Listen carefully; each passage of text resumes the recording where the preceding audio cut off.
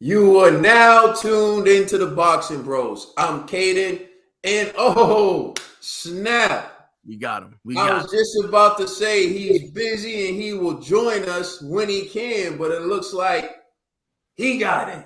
All right. I guess he's not ready to introduce himself. I'll just do it then. What's going on, everybody? This is G, and I just like to give a special shout out to Ghana because they were slimy like the WBC talking about May. We want a percentage of every fight that you have, and if you wear our flag, we're gonna find you. That's kind of crazy. Shame on y'all, but I understand the hustle. What up, y'all? It's the TBE. What up, world? How y'all doing today? We live. We live in the building. And I want to say, FA, stop acting like you tough like that, FA. I don't know if y'all seen Rice Cake FA last night. Hold on, I'm going to try to pull this up, man. First of all, they gave him the easiest tune-up fight you ever going to see in your life. And FA acted like it was the undisputed championship of the world. You about to show it? Yeah, I'm about to pull it up. Between that dude like he about to fight Tyson Fury or something. Or Usyk. He should be ashamed of himself, man. All right, here we go. Hold on. I don't know if the people saw this, man. I want to know in the comment section what y'all think about F.A. and Joppa doing this to his opponent. Look at F.A. Yo, pardon First of all, look at the size, look at the height difference. This is, oh my God. And yes, we went to Box Rec, man. That dude's record is abysmal. So, crazy. It's a Cuban nightmare. Now I'm starting. Was Frank Sanchez that good, or was just FA that bad? I gotta see more from Frank Sanchez, to be honest. You know? I know, man. He hasn't really. It's tough for him to get a fight because he doesn't generate any money, but he's a dangerous fighter. Yeah, because he moves around. Yo, that Cuban style, man, is tricky, man. So it's like, do you want to risk it? And a lot of dudes are like, nah, I'm all set, you know. So, all right, let's give us some shout outs to our people. Irish Boxing Bro in the building, salute. JM in the building, salute. Mr. T in the building, salute to Mr. T with the crazy memes. Hey, Mr. G, man. Mr. T, you said something crazy, man. We need some clarification. You said the Egg Assassins found Cade in new location, currently fighting for his life. What does that mean? Salute to Mark David. Salute to Complications, always in the building. Complications is always in the building. Salute to you. What's that, Jack Lidovigan's son? Salute to you. Mispronunciation. Salute everyone. Oh, I just found it. I was trying to look for this. I'm like, damn, what is this? All late. Yeah, we be reading your comments from behind the scenes and laughing, man.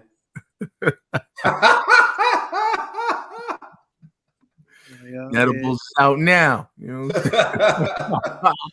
How many of you would actually buy Netables? That's what I want. Nah, don't do it, man. That sounds dangerous, man. You know what I mean? Unless you don't want to make sense. You know, when you're talking boxing, I don't know. Whatever, G. I was slipping last week. It won't happen again. Oh, man. Comey has gotten better, but he's still heavily flawed. Yeah, man, listen. I want to give another shout out. Shout out to Top Rank. Shout out to the commission. Because although I felt like when the headbutt clash, whatever, the commission still counted as a punch. At least they gave him a draw at the end, because I was like, man, if one of these guys lost, I think their career would have been done. So the fact that it was a draw between Pedraza and Comey, I actually like that, because now they can run it back. They can still make some money. They can still provide for their families. And these guys are still up there. You know what I mean? They're like second tier. They're like B-class fighters. So it's like they still have a lot to give to the sport. So although, you know, I honestly thought Comey lost, you know, I do respect the draw, because I do see a draw, but I honestly thought Pedraza did enough to win. But yeah, man, Comey, I don't know. Coleman's like a miniature AJ. It's like the dude comes on hard, then he stops, then he loses. Like he just gasses out. He stops throwing punches. I don't understand his game plan at all, man. But salute to Coleman though. You just mentioned Ryan Garcia's 2 step-up fights. Hey man, listen, man. Listen, hey. Those are 2 step-up fights for Ryan right there. Hey man, listen here.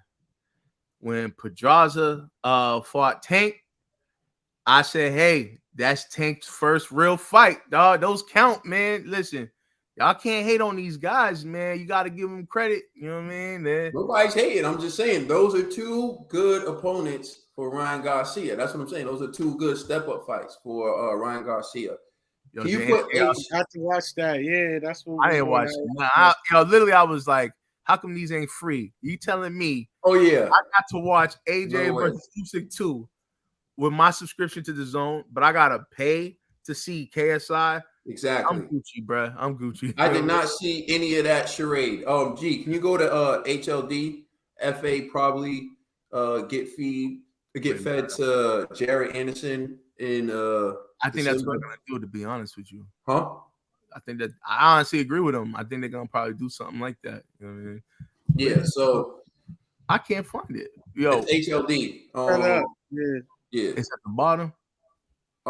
It's like in between Mr. T's comment about the okay. All right, well, I got it. Assassin. Yeah.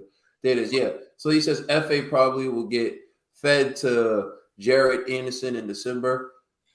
Hey man, they should make that fight. Why not? Why not? I mean, it's a step up fight for FA. Yeah, I will say this though. Big Baby's ring walk was like, I thought it was corny. Like he did the Akon and Styles P Locked Up song, and he had like the prison jumpsuit where like he was in chains, and it was like in honor of his brother that's locked up. It was corny, man. I was like, damn. Yeah, I can see the ESPN commentator trying to spin that like, oh, he was locked up. Yeah, I was like, stop. I was like, bro. Yo, come on, man. Yeah, you know what I mean? No, I didn't get a chance to see the fights because I was busy. So unfortunately, I had to miss the card last night. But I definitely wasn't going to pay $10 to see no damn KSI. So G should give 500 M to fight Usyk instead of Tyson Fury. Hey, I'll do it for that type of money. Hell yeah. Hey, I know my kids will be set for life. You know what I mean? That's what I don't understand. I walk in there like, price itself out, like I said. What happened? Oh, you said Fury gonna price itself out, like I said. I hope that this is just the first start of negotiations with Fury. I don't take Fury serious until like a couple more back. You know how you break stuff down to a kid who's like just learning math? I hope like they sit down to Fury and be like, 500 million is the best we can hope for out of this whole fight. So if we give you all the money, we can't pay anybody else. Caden, Irish Boxing Bro says, Caden, can you explain how Wilder versus Fury, Tyson Fury from Wish is now an eliminator? WBC at it again for the money. I don't even know about this. What happened? They're saying that basically, I guess, Helenius versus Deontay Wilder is a title eliminator. I can give you one reason why it's probably a title eliminator that would make sense, and that's Helenius is the WBA mandatory, and he's fighting Deontay Wilder, who they have ranked as like the number one, guy for the WBC. So them fighting each other, you have the WBA mandatory and the WBC mandatory. You have 2 top guys. So I saw that's or Conspiracy G thinking. You know how Ruiz is about to fight Ortiz. They'll probably do the winner of that. Hopefully, it's Ruiz versus Wilder for the WBC belt. You know what I'm saying? So then, if Wilder loses, Ruiz becomes a 2-time Mexican champion. Tyson Fury already said he's coming back. So I know the WBC belt the WBC belt is not going to be on the line. That's one reason. The real reason why this is happening is, you know why? We be crooks. Come on, man. Stop playing.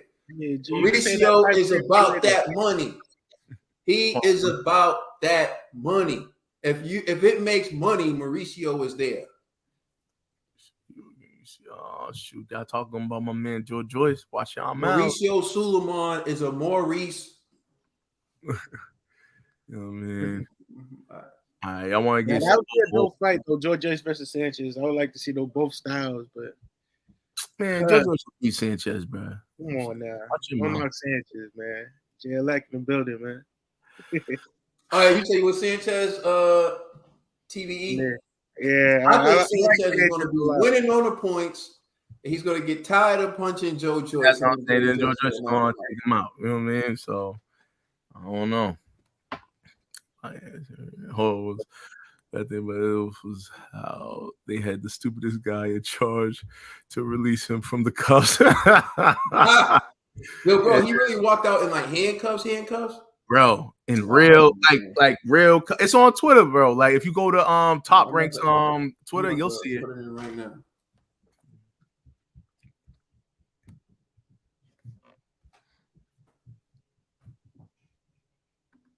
Mark, I feel you. I was thinking the same thing. That's what Tyson Fury is just doing. Just negotiation type. He's starting hella high and he's gonna work his way down. You know what I mean? That's crazy. There you go. Yo, you play the sound. I don't want to play the sound because then they be trying to turn my video. Nah, you're right. Stu was forcing it, man. He came in with slides on, bro. Nah. Those are his boxing shoes, but those are slides, bro. Emotional discussion and simply those are slides, fam. Nah, those are boxing shoes. Yeah, those are boxing shoes. But they look like slides. That's crazy. Oh my God. You know, I'm not for that, but you know, to each their own, man. Shit. Who? What are we gonna say? You know what I'm saying? We can't tell them off. We can't have. We're gonna show it to them person how they supposed to show love to their person. If that's how you want to show love to his person, that's how you want to show love to his person. What we gonna nitpick and have something to say about everything we gonna do? What are we catty women there? If that's how you want to show love to his brother, that's how he show love to his brother. Shit, I would have just got a T-shirt, but you know what I'm saying? Teach his own. Free bigger, you know what I'm saying? Like, come on, free Bobo, you know what I'm saying? That's what I would have did, you know what I'm saying? But I can't get mad at him, you know what I'm saying? That's how he want to show love. I'm not voluntarily putting myself in handcuffs. Nobody's putting me in handcuffs. That's just how I get down. I wouldn't do it. Like I said, I would have got a T-shirt that said "Free Little Bobo" or something. You know what I'm saying? I wouldn't went that far. You know what I'm saying? But hey, you know what I'm saying? That's his way of showing his love. As someone who knows the 13th Amendment, I'm not voluntarily making myself a slave. Sorry. Exactly. Facts. You know what I mean? But you know, it's funny. I honestly thought TC was his head coach. Yo, no BS. Like his trainer looks like TC. I was like, I thought so. You know what I mean? Like, cause he had like all the ESPN guys, like all the youngins or all the prospects were rooting for Big Baby. So I was like, yo, that'd be dope if TC show him love. But I was like, oh, that ain't TC. But it looked like him though. You know what I mean? Nah, it really did. He says, hold on. G, what are we talking about here? G, watch father turn on yet. I think they meant to say another offer. Explain yourself. Well, I'm not Wilder, so I ain't got to explain anything. But hey, man, listen. You let him off the hook, Ned? Nah, what Ned can say? Ned can't say nothing. He don't even know how to read right. You know what I'm saying? Like, watch your mouth, G. I was reading it right, and you made me second guess myself, man. Shame on yourself.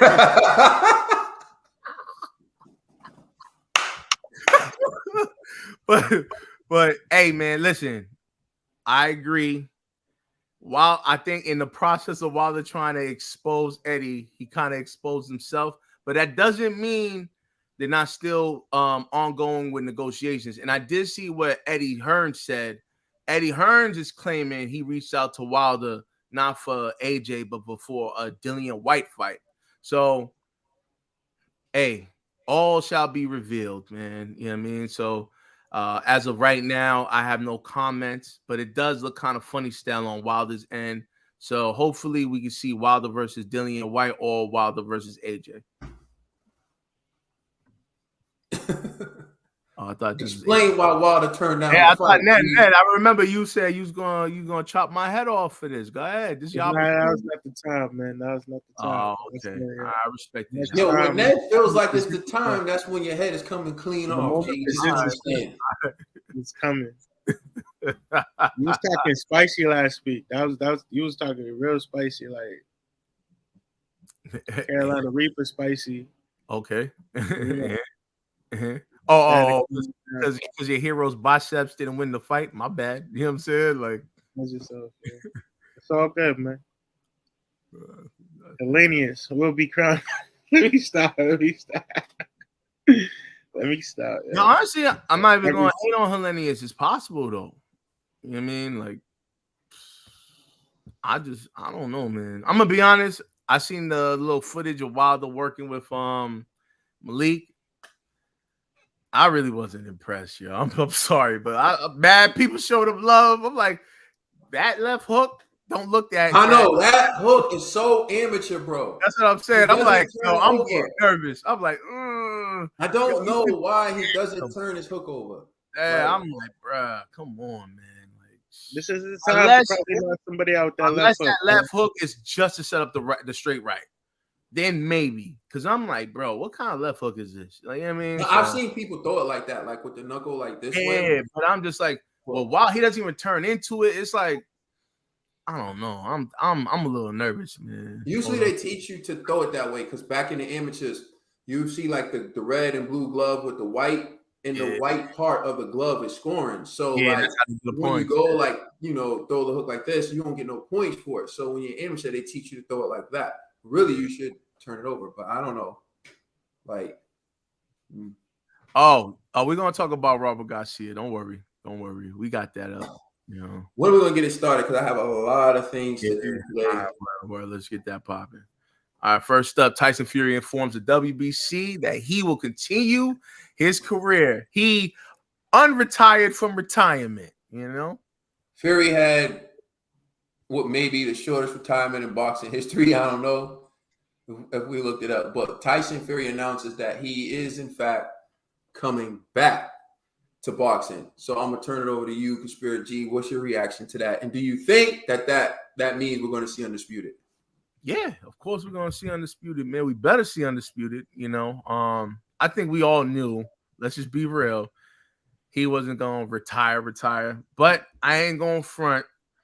Prior to the Usyk Joshua 2 fight, I was like, I don't know if he really wants it with Usyk. But after that performance, I think in that Usyk fight with AJ, he showed that Usyk is actually human, and Tyson Fury is going to capitalize off that. So I think he's actually excited about this fight.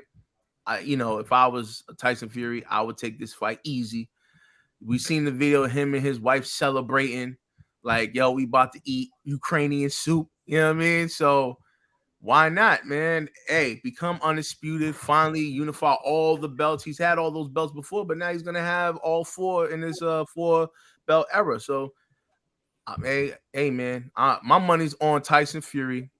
I'm down to put 500 on that fight. I'm just waiting for one of my co-hosts to foolishly make this bet with me. True, I love you able to jump in, man.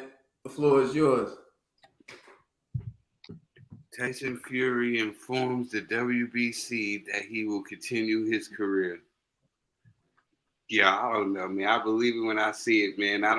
Whatever. I believe it when he signs the contract and we got a date. You know what I'm saying? We're talking about Tyson Fury, correct? Yeah. I'm sorry. I said we're talking about Tyson Fury, correct? That is correct. Yeah, I'm gonna wait. I'm gonna hold off. I'm gonna hold off on that. All right, respect that. TBE.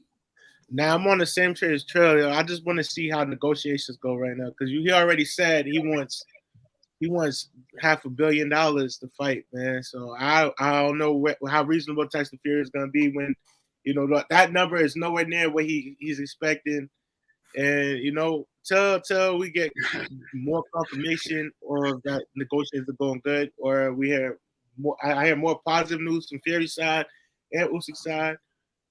Then I'll start to no undisputed is near. But right now, I don't know.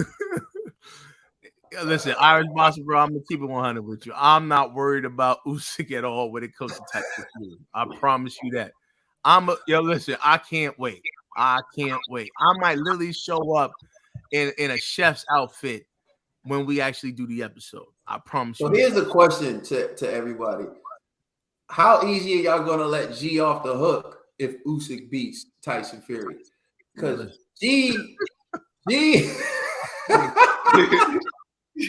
I always knew he was talented. I know. Go back like a few years. Always knew Usyk had all the talent. G's like the stock exchange of fighters, bro. Oh man. The way G talk about Usyk now, you never would have thought that he used to hate on Usyk so bad. And now that Usyk's about to fight Tyson Fury, here he is again. So did you really think Usyk was talented or what? That's what I want to know. Ain't no more curse, man. Jack, listen, man, we curse free over here. Whatever I say is law. You know what I mean?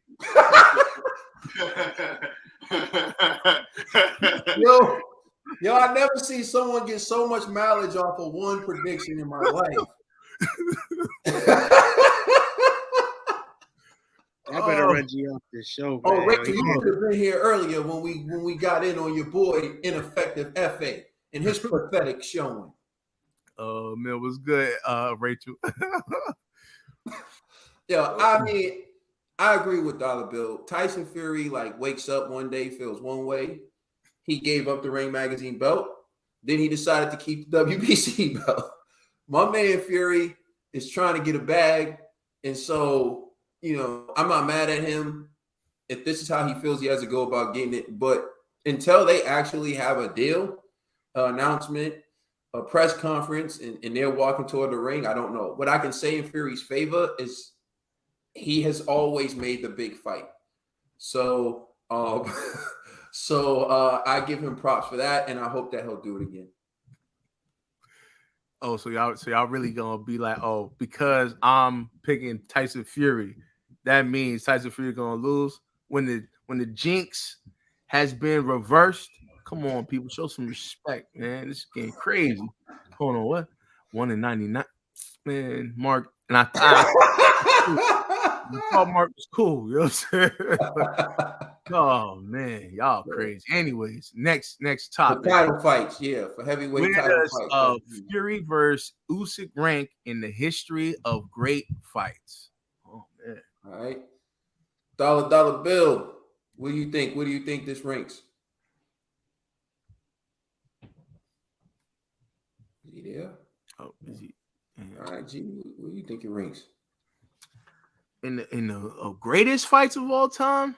Yeah. You see, honestly, I preferred it to be Fury versus AJ, but because it's Fury versus Usyk, I still think I will put it.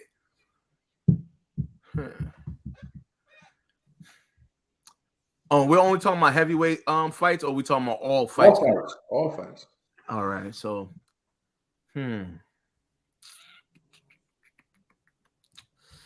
Now, you know what? When it comes to skill, I think this is gonna be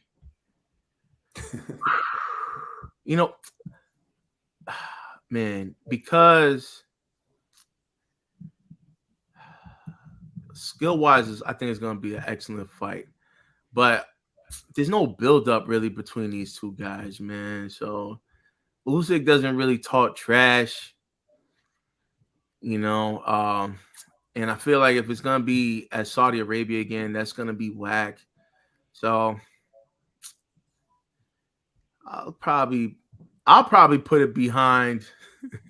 This is disrespectful, but Floyd and Pacquiao's fight, because you know the buildup was great, but the fight was too one-sided, so it didn't live up to the hype.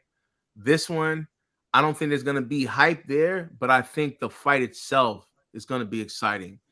You know, it's not gonna be like the old school Ali fights or any of like the 90s era of like Tyson, Holyfield, and Lennox. You know, but these fights here, I think it's gonna be good. But to be honest with you, matter of fact, let me take that back. It's not gonna be behind Floyd and Pacquiao. Honestly, it's probably gonna be behind Klitschko and AJ. You know, because the Klitschko AJ fight, the excitement was there. You know, both men went all out. You know, like it was different. So, but this Fury Usyk fight, I don't know. Usyk is just too humble of a guy, man. He doesn't really talk trash, so there's not gonna really be a build-up. He doesn't speak English, so it's gonna be mostly Fury building this fight. And if they go to Saudi Arabia, it's just gonna be boring again. It's just, I don't know, man. I need it to be in the UK. Please just let it be in the UK. Eddie, just find a way. Frank Warren, find a way to keep it in the UK. That's all I gotta say. All right. Dollar Bill, are you in the building? I'm in the building, my brother. All right. Where does Fury Usyk rank in the greatest fights of all time for you? Where does Fury versus Usyk rank in the history of great fights? Okay, let's go back down to I remember it was 19. Trill Merchant. It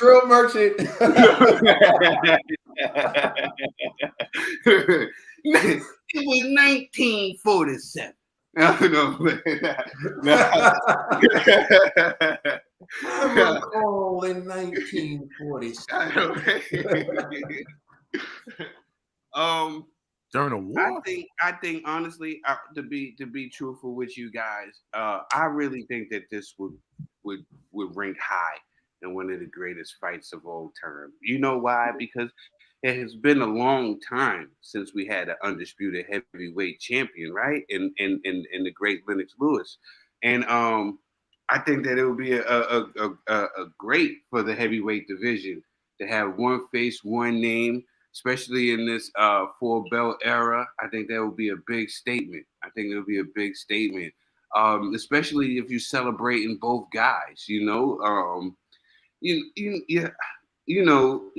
given Sunday, right? Like, you know, we can say something bad or good about these fighters. But let's not forget, both of these guys is warriors. Both of these guys that have been through adversity, and they overcome adversity. And I think both of them have a story.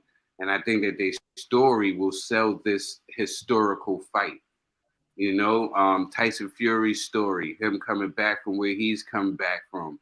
Then you got Usyk's story, him in his country and his story where he's come from. I really think that this can go down as one of the great fights in history that we'll be talking about, especially when we get a definitive winner and the definitive champion. Hey, only thing they can do is it's going to go down in the history books. Brilliant points. All right, TBE. Nah, yeah, I agree. I think G's downplaying this fight. I think this is going to be a really big fight when it happens, when they actually get to negotiating. I think because there's so much going on, yo. Like, you keep forgetting about the war with Ukraine, and Russia, and this is undisputed. If Usyk upsets Fury, this is like a historical moment in itself. He gives a lot of, he gives his people momentum. I used to see like things like back in the days, biopics and everything. People used to sit by the radio when it was hard times, the Great Depression. They wanted their fighter to win. If they fight and win, that would like give them so much momentum. give him that, you know. So I think So you that watched Cinderella Man the other day. That's what's up. James Braddock. You talk about James Braddock. He see what Sir James Braddock and Cinderella Man. Yeah.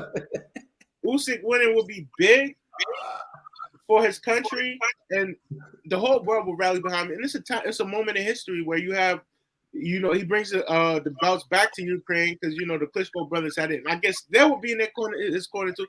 And, you know, it'll be right there where you see they all celebrating the ring. You got Lomachenko, Klitschko's, Usyk, and then, you know, Fury. I don't know how the Fury gets salty. He got to look the guy he beat, give his belts back to the country of the guy he beat to get those belts. And what is it? I also think if Fury wins, it's still a big fight because his story is inspirational as well. And, you know, it shows you he's the face of boxing. He's the most dominating heavyweight in the sport, in the division and everything. And then, you know, after all these years, Fix your face, G. Yeah, what's up, G? I'll give you all of those talking points about Usyk, but Fury, I don't know, man. And y'all just seen his most recent video about you know, the UK with the immigration problem and everything. So I don't know. I don't know. It's gonna be hard for a lot of people to get behind Fury, man. So, but I hear y'all though. I do hear you. But I don't think. But this is a fight where I don't think that's gonna get in the way of him. Everybody not giving him his credit for his success. I think after like that all dies down, he might get hit with a RICO charge or something. But like, you know, we know Fury's ties and everything. You know, we already got ties and everything. But hey, you know, I think in the moment, it's gonna be a moment in history where you can actually finally, like, he's done it. If Fury's done it all, that'd be the head in the paper. He's done it all. He's won all the belts. He's finally undisputed. He can make he can make it's the same for he could call himself lineal as well.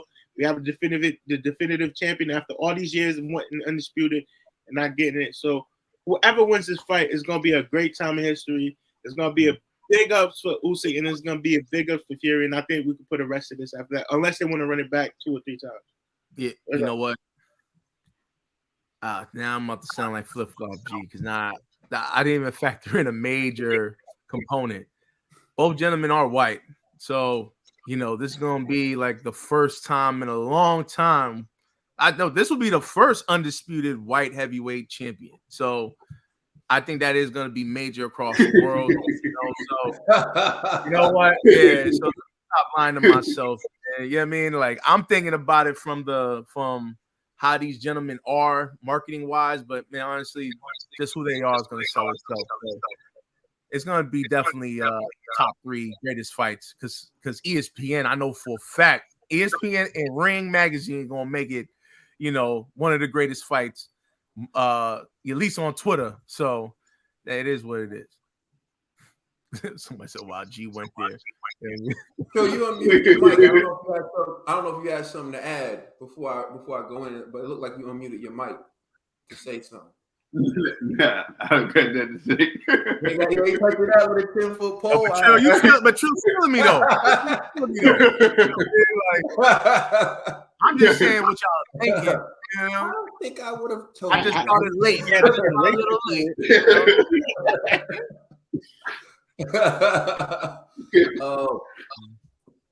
Hey, Clouds Gaming, you got to ask them that, man. You can't ask us that. We can't tell you why. I don't even know. I don't even know. I don't even watch or listen. Salute to other channels, man. But we focus. So check this out, though, right? I feel like this is going to be a major fight in boxing history. But I think before I dive into that, I want to dive into the fight that never was. At one point, we were talking about the biggest fight in boxing history being Anthony Joshua and Deontay Wilder for undisputed, while both gentlemen were undefeated.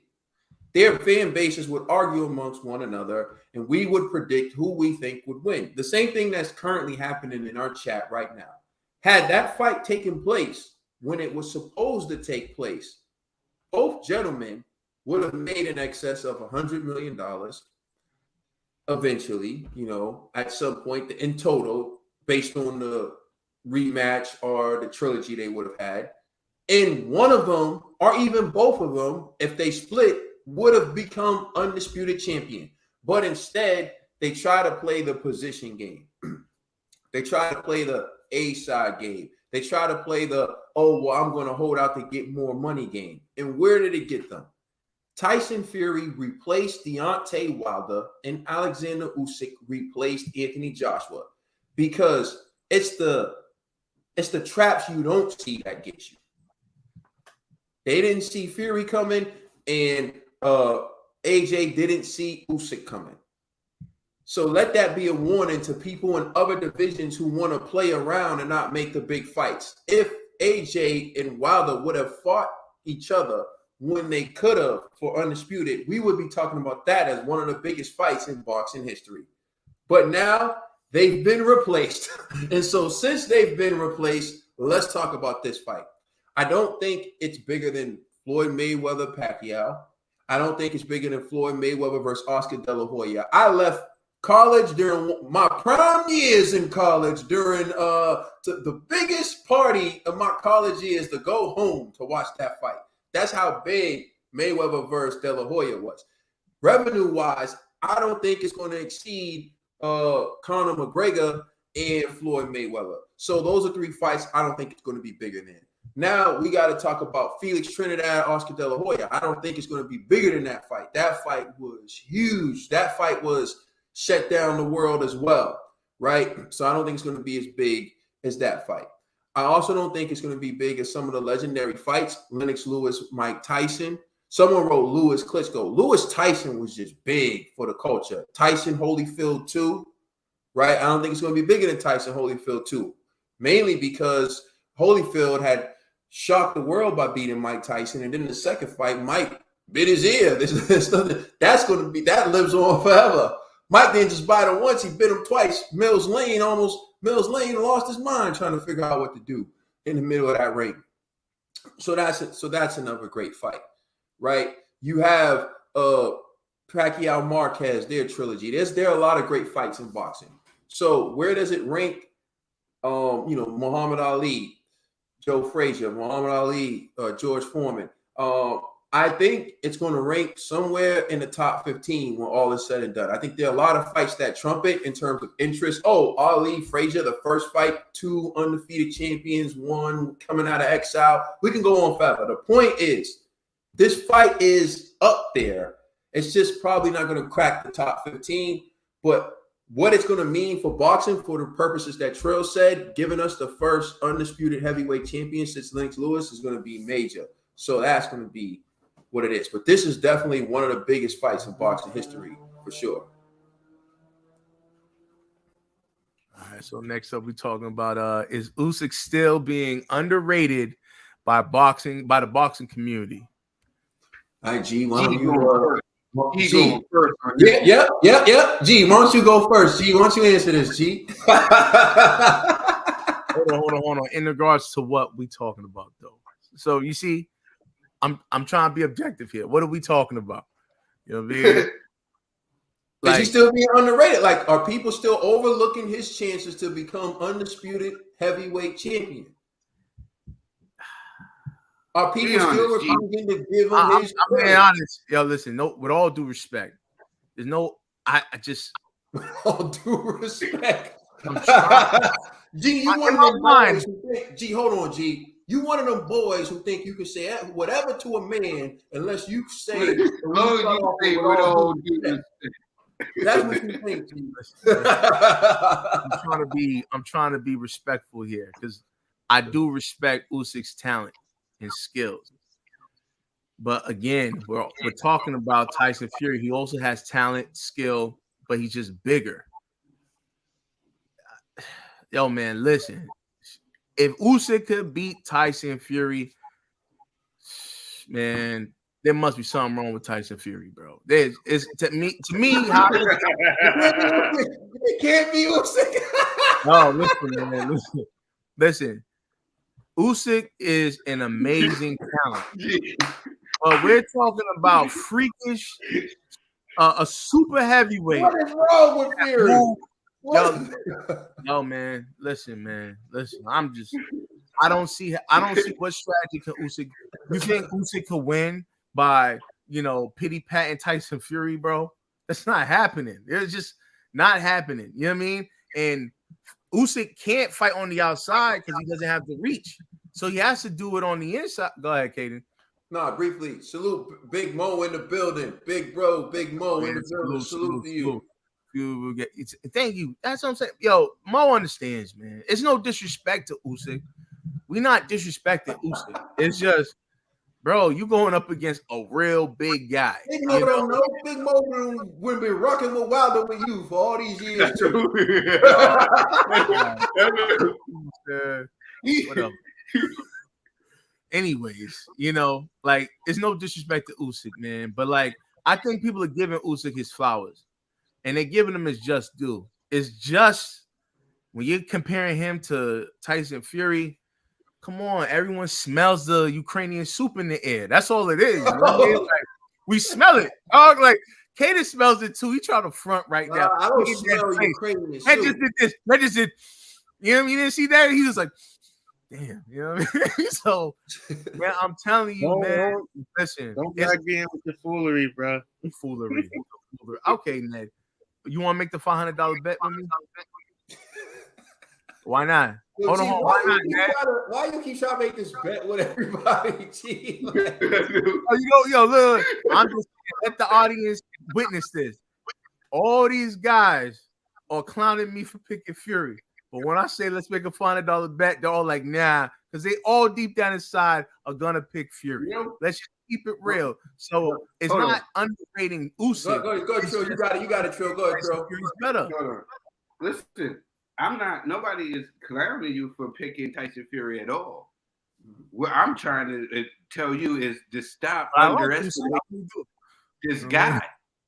You know what I'm saying? You keep underestimating this guy, and he keeps on sending you home disappointed. Also, all I'm saying is just respect on this man's name. You've been calling him and you've been calling him Ukrainian soup, and he has been showing you that he's not a hearty dish. These guys can't stomach that soup. I think Fury could.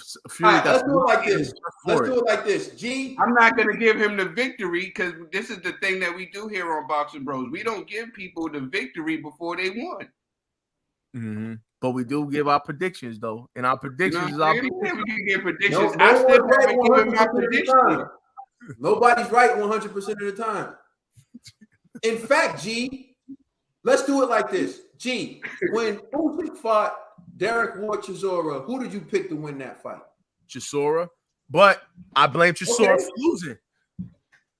All right. Now, when he fought AJ the first time, you gave him a nickname, Ukrainian soup. So is it right to assume, is it fair to say you picked Anthony Joshua to destroy him? Of course. And hold on. Oh, wait, up. Proceed, sir. Okay, thank you. In the rematch, was it not you who said, oh, Usyk is so talented. He has a parade of skill. You were saying so many good things about Usyk. Ned said you were parading him around. Is that true? Yeah, he's talented, bro. Okay, hold up. So now a man with all these skills who you dubbed as soup, then you switched your pick to saying he was going to win because he was so skilled and he was so talented, high IQ, this and that. Now he has no shot against Fury and he's soup again. Listen, I'm just being honest, man. Listen, hold on. Let me explain one thing. When it comes to Usyk versus AJ, right? If you ask me to, in my heart of hearts, I still believe AJ lost that fight for himself. AJ's a bigger man, but he doesn't fight like the bigger man, which is his downfall. Usyk did, what Usyk does, but I still don't understand why AJ just didn't go in there and just bully the man, right? Use your attributes. That's the difference between an AJ and a Tyson Fury. Tyson Fury is going to use his God-given attributes to take over. You know what I mean? Tyson Fury's not gonna play with Usyk like that. He's gonna bully him. He's gonna put his weight on him, just like he did with Wilder. Like, come on, man. Like, this is a different type of guy, and he's confident. AJ's not confident, but Fury is. These are different factors that y'all have to consider. That's why I'm really that confident we eating Ukrainian soup that night. Respectfully. Respectfully, G. You know you my man, G. But what have we seen with great fighters and talented fighters? They hopefully rise to the occasion. Great fighters and talented fighters. They're able to adjust. Hold on, let me ask you a question. Did AJ adjust? Did AJ adjust? And y'all said he was great. No. I said, this is what I said. I said, what the greats and the talented fighters are able to do, they're able to adjust, right? And they're able to figure people out. Like the great Floyd Mayweather, right? You don't think that Usyk knows what Tyson Fury is coming in there to do? You know? He may hold on. You think AJ didn't know what Usyk was gonna do during that rematch? He knew. That's different level. That's my point. Nobody ever once said that AJ was more talented than Usyk. The only thing we gave Usyk was AJ was size. Exactly. That's the only thing we gave AJ. So then now he didn't even use it. you see, and that's the problem. Now we have Tyson Fury, who has the size, the reach advantage. He has the footwork. You know what I mean? And he has the IQ. Bro, these are several attributes that could win in his favor. So it's like, yo, come on, man. Usyk, yeah, you great, but you a great little guy versus a great big guy. Like, come on. Go ahead, Katie. I hear you, G. But I feel like you have the tendency to look at things that I feel like you have the tendency to overlook the other side a lot sometimes. So like you keep looking at everything Fury has and how it can be advantageous for Tyson Fury, but you don't look at how it can be his downfall. So I'll give you an example. Tyson Fury has reach. He has bigger size. I think he even has better stamina than Anthony Joshua. He has better footwork, right? But he also, right, doesn't have the punching power that Anthony Joshua has, right? He's knocked out Dillian White, but Dillian White's been knocked down and knocked out cold before he did it. So it's not like that was something that has never been done. In fact, I don't know, he was like the third person to do it with an uppercut, like Rachel said, right? So it's not like Fury did something outstanding. He stopped Deontay Wilder, but we don't know how good Wilder's chin is because the best fighter we've seen Wilder in the ring with was Luis Ortiz, and Luis Ortiz isn't a knockout artist. He's not a one-punch knockout artist. So we don't even really know how good Wilder's chin is because Wilder's never been in a ring with a one-punch knockout artist. Okay, so we don't really know how good Fury's power is, but we know that Fury rarely knocks people out with one punch. AJ has hurt and stopped people with one punch. So you get Usyk in there now with a guy who doesn't have one punch pop. Maybe he opens up more. Also, there was a sprinter. So a sprinter is someone who runs as fast as they can in a straight line. And this sprinter came out for football and just got embarrassed, try to play DB. No lateral quickness. No stop and go. No reason he couldn't switch, he couldn't move his hips, right? And what I'm trying to say to you is, although Fury can cut off the ring against heavyweights, right? Big heavyweights like Deontay Wilder, like Anthony Joshua, who don't have Usyk's footwork, can he do it against a smaller heavyweight whose feet are faster than his? He's never had to deal with that. Remember, Fury was always the guy with the best footwork in the ring. He won't be. Fury was always the guy with the best skills in the ring. He won't be. So you're overlooking that. It's going to be something different for him that he's going to have to adjust to. And maybe that is going to be the difference. You never know. And maybe, it's just a lot of factors that factor into that. Man, how about this? I better see all three of y'all brothers pick Usyk when we do our predictions, man. Because y'all going hard for this Usyk guy. I'm just being objective, my brother. I'm just being objective into time to pick. I am too. I'm as objective. You're not being objective at all, G. Objective, bro. First of all, G.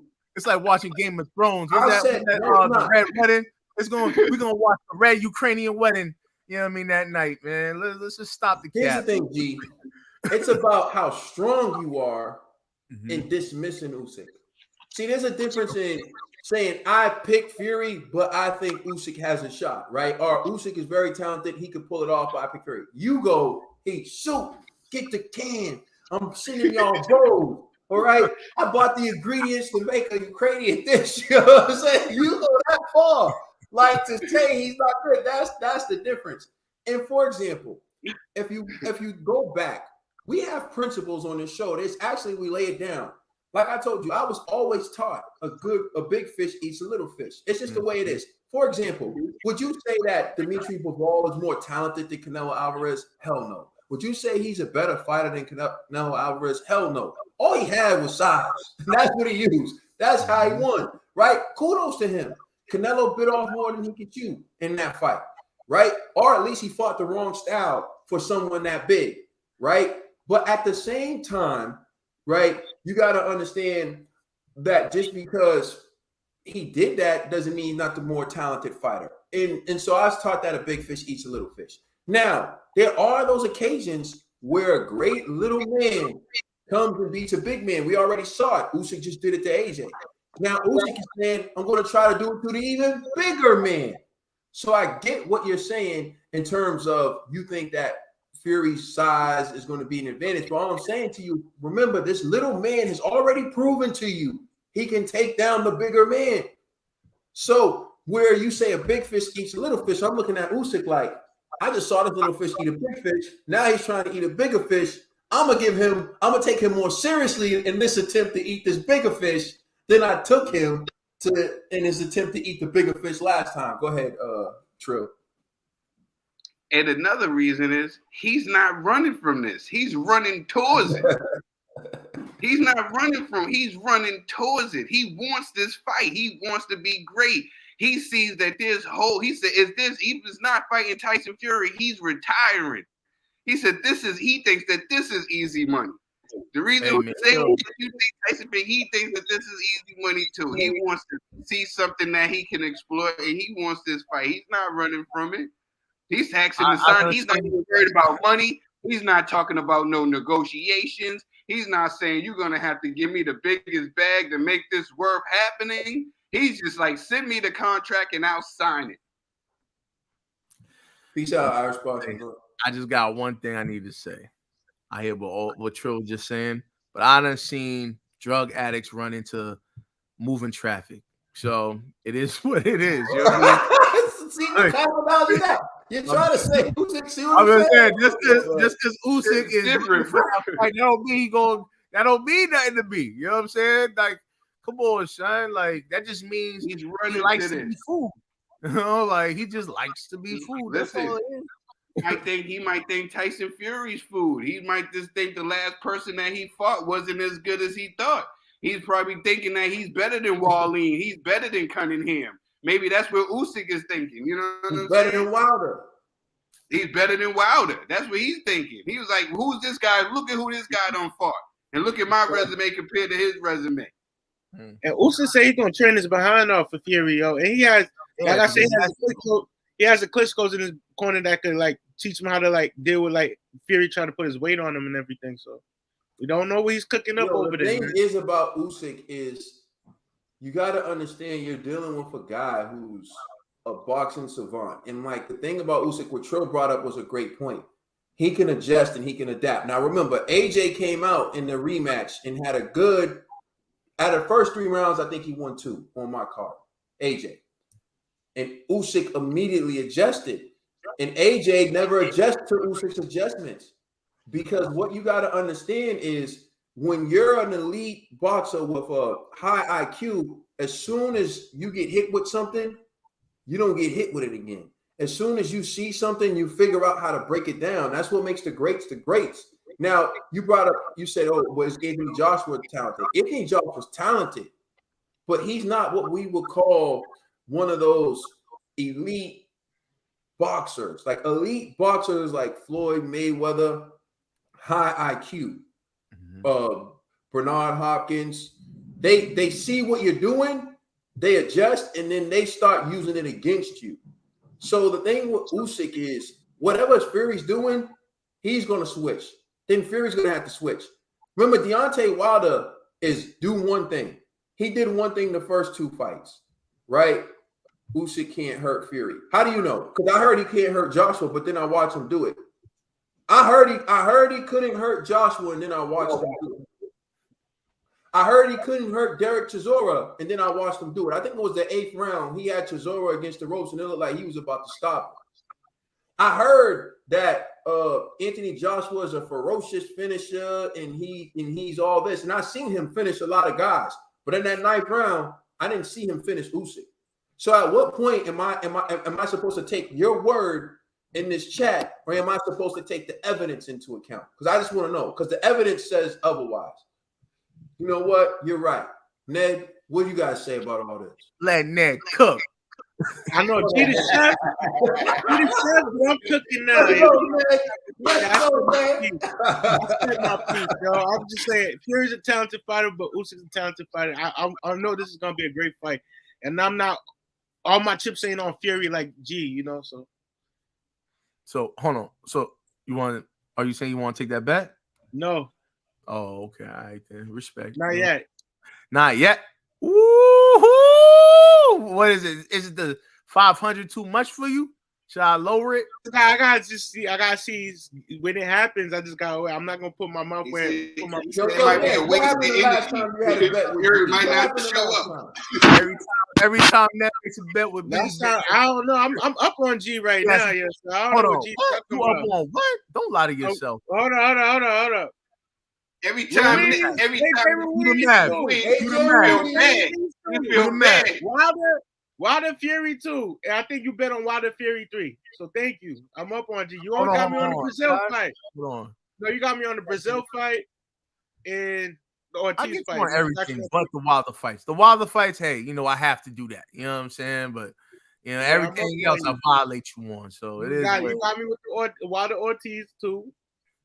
And then you got me on Brazil Wilder. Yo, can you put Andy Payne up for a second, please? G. Hold on. Andy Payne. Hold on, wait. There's so many comments. I'm like so behind. Oh man, I'm scrolling. Andy. That's all good. Andy. Nope, that's not it.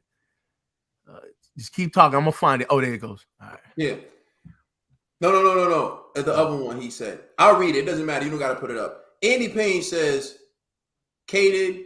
Oh, didn't move off my screen. He says, Caden, here's the evidence. Wilder probably the biggest hitter in heavyweight boxing. Fury took them. Wilder's probably the biggest hitter in heavyweight boxing. Based on what? It's all good, Payne. Don't worry about it. I'm saying that based on what? The tomato cans he knocked out? Have you not watched the audits, as Trill calls the edits? We know everybody Wilder has fought, bro. You can't tell us that. You can't sell us that hill of beans. We know every opponent Wilder has faced. It's on this channel, bro. You can look at it. We know he fought tomato cans. Then he stepped up to Uber drivers. Then he stepped up to plumbers. Then he stepped up to construction workers. And garbage. Then he stepped up to vacant title holders. And then he stepped up to out-of-shape dudes who were out of breath at the press conference. Go ahead, G. All right, listen. I'm not even going to try to advocate and say Wilder's resume is stunning. However, we do have one example that could kind of make the argument that Wilder at least is a harder puncher than AJ. And that's what's his name? Brazil. You know, the Brazil fight. When Brazil fought AJ, there was a lot of back and forth until he finally dropped him. When Wilder fought Brazil, it was just free food. You know what I mean? Like it was just that it was just a one-sided massacre, right? So to me, that counts for something, right? And that's the comparison right there that we can find between Wilder and AJ is that common opponent right there. What about Jason Gavin? So what about Jason Gavin? I don't remember that fight. If memory serves me correctly, Joshua got Jason Gavin out of there faster than Deontay Wilder did. So what if I want to place all my emphasis on? So now my argument would be, what did Jason Gavin taking Jason Gavin out first? My second point was going to say, because when Brazil talked about the comparison between Wilder and AJ, he said Wilder punches harder than AJ. You know, like I remember when Klitschko talked about sparring both of these gentlemen, he didn't want to admit who punches harder, but I would love to hear that comparison, you know, like which gentleman actually hits harder. And the way you find out is by guys who sparred with both of them, guys. Let me ask you a question. Know who's a harder puncher, you know? Let me ask you a question. These are the two hardest guys of this era, correct? Okay, I don't know, but here's what I do know. Right, you said what you said, because Brazil said that he's a harder puncher. Now, Deontay Wilder fought Jason Gavin, so did Anthony Joshua. Let's go to Deontay Wilder, right? Deontay Wilder, he knocked him down in the 3rd round, in the 4th round, right? Now, and it says he retired in the corner.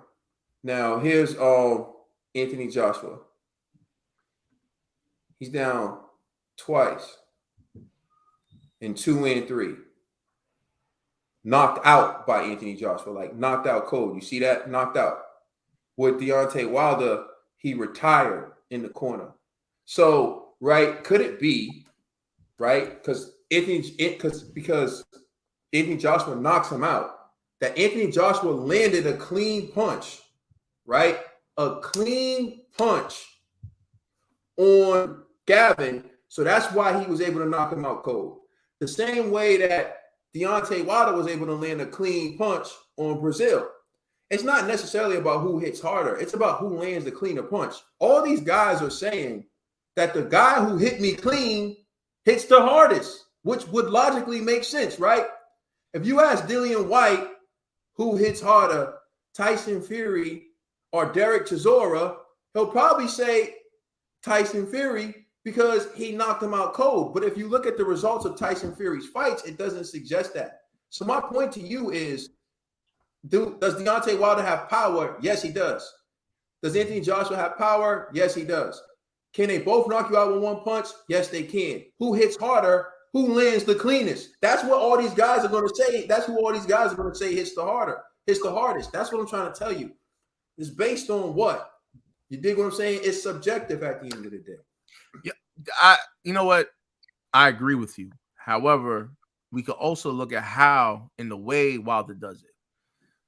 Wilder's right hand is pretty fast. It's like explosive. He turns on that punch and dudes don't see it. That's how Wilder wins, because most of the time Wilder's losing these rounds. Let's just all be real, right? We all know Wilder's losing the fight, but he just finds a way to turn that right hand and these dudes just drop. You know what I'm saying? So it's like, to me, that counts for something, whether it's a tuna can or whether it's a guy that's in the top 10, whatever. It happens, you know, like that's the difference. So it's like, you got to give him that. You got to give that credit. AJ is a different type of knockout artist. Everybody has their own thing. Even Ruiz is a different type of knockout artist. Ruiz throws combinations. You don't see combinations in the heavyweight division like Ruiz. You know what I'm saying? But he gets them off. You know, like everyone got their own thing, but it lands. So it's like, I'm not going to discredit Wilder for doing something that a lot of guys just cannot do. You know, so it's like, you gotta show that love at least. You know, that's all I'm saying. What about my man Usyk's love? Usyk, we're talking about guys. You gonna look at the Wilder. You talking about Brazil? Brazil was tenderized. They tenderized them up. You know what I'm saying? For Wilder. Name anybody else. And so did a whole bunch of other fighters, Trill. So did a whole bunch of other fighters. So can I ask something then? So then Trill, who can Wilder fight that you would say, all right, I'm gonna give Wilder that respect now, in comparing Wilder's power to AJ? Because if he beats any of AJ's guys, he's gonna be like, oh, those guys already got beat by AJ, so it doesn't matter. So who? That's the road that he didn't take. He took the easy road to get here. You know what I'm saying? But if I'm saying, I'm not gonna say he's the toughest opponent that we've seen him fight, or because we know his record, just like how bro was saying it. Like I'm not gonna give him that credit. I'm not gonna do it. But the toughest fight that I seen Wilder in, and I gave him the most credit. I came here applauding Wilder and a loss. Hold on. Y'all want a guy that's like 46 years old to come back to fight Wilder? That's not even Klitschko. Nah, man. Even if Wilder knocked out Klitschko right now, that wouldn't even be right, man. This dude's been inactive for years. He's in his mid-40s, probably late 40s. AJ even more. Now that I'm thinking about it, I'm like, damn, AJ fought all these guys.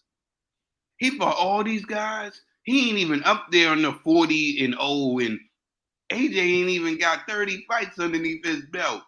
In his resume, he fought all these guys. It makes that Usyk victory more impressive.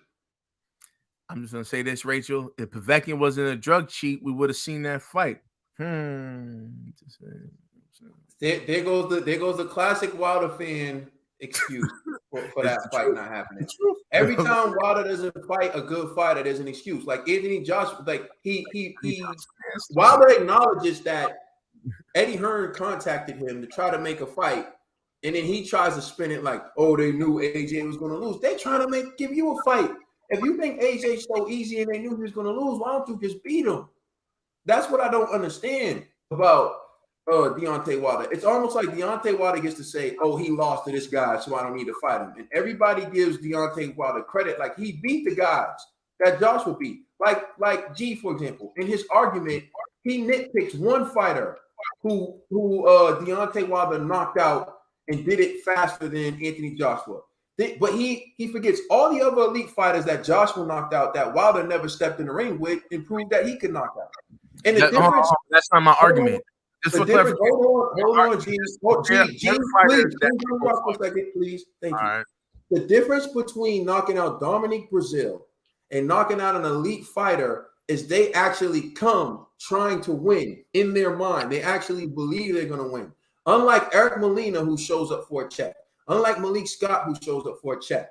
When you knock out Dillian White, you're knocking out a guy who came to win. When you knock out a guy like Vladimir Klitschko, you're knocking out a guy who came to win.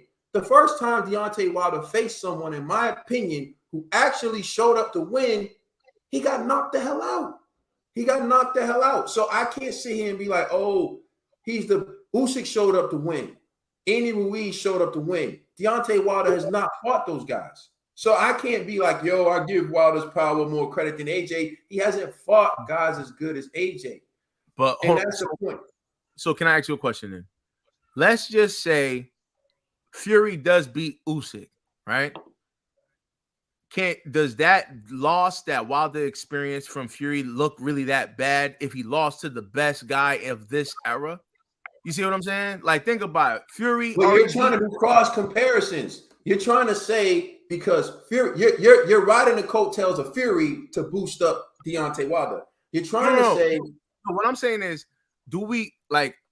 I can see what you're saying, but you got to look at it from the other side too. Because if Fury did beat Wilder and then goes to beat Usyk and becomes undisputed, does that really say that Wilder is trash? You see what I'm saying?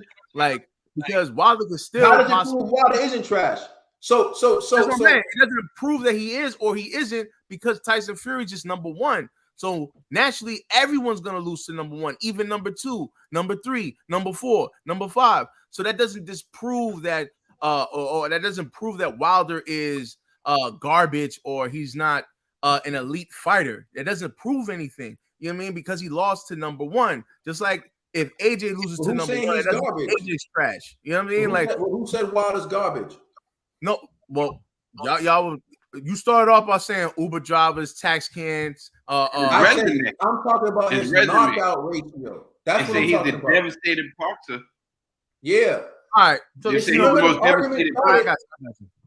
No, I'm saying because Andy Payne said he's the hardest puncher in boxing history. My argument to Andy Payne was it's easy to knock out guys who don't think they can win, who are showing up to collect the check.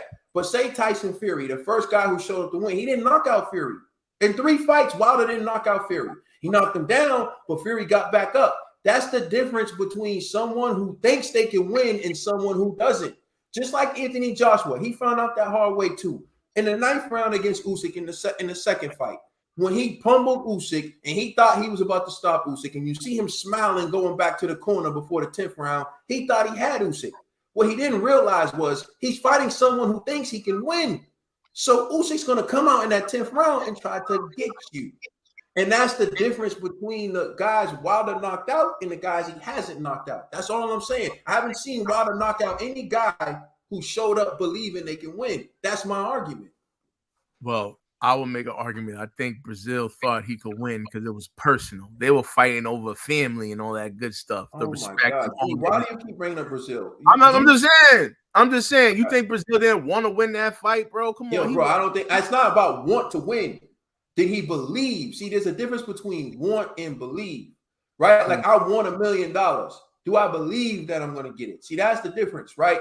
Let me show you something, G, because you keep bringing this up. So you must have missed something. So Brazil gets dropped a lot. So let me just show you something, right? Let me pull this up. In this fight against Mir Mansour, Brazil went down in the 3rd round, bro. He looked horrible in the 3rd round. Right? And then he fought Anthony Joshua next. And Brazil was down twice in the 7th round. And then he got stopped in the 7th round. Right? Then his next fight against this guy, I don't even want to butcher his name, right? Brazil was down in the 4th round. So look it. This is Dominic Brazil. 1, 2, 3. He was down in 3 fights in a row. Then he fights Molina, the human punching bag, and he beats him. He beats Carlos Negron. Right? Then he fights Wilder, and Wilder knocks him out. You're acting like you're talking about someone with a sturdy chin who nobody's knocked out. Yo, everybody knocked this dude down with a clean shot. So how can I make this guy the standard of knocking him out means you got punching power? Because all I was doing, and somebody in the chat said we should compare Eric Molina because Eric Molina fought both of them. And you know what I'm going to do? I'm going to watch both of those fights. So then next time, I could give my comparison because I don't really remember Eric Molina's performance on either of the fights. But I do remember Brazil's. You know what I mean? But, hey, I'll check Eric Molina. So, but that's the only reason why I picked Brazil because I was trying to find a common denominator for both gentlemen. But I see what y'all are saying. There's actually 3 that I know of. There's actually 3 that I know of, and AJ got 2 of them out faster than Deontay Wilder did. There's Jason Gavin, there's Eric Molina, and then there's Brazil.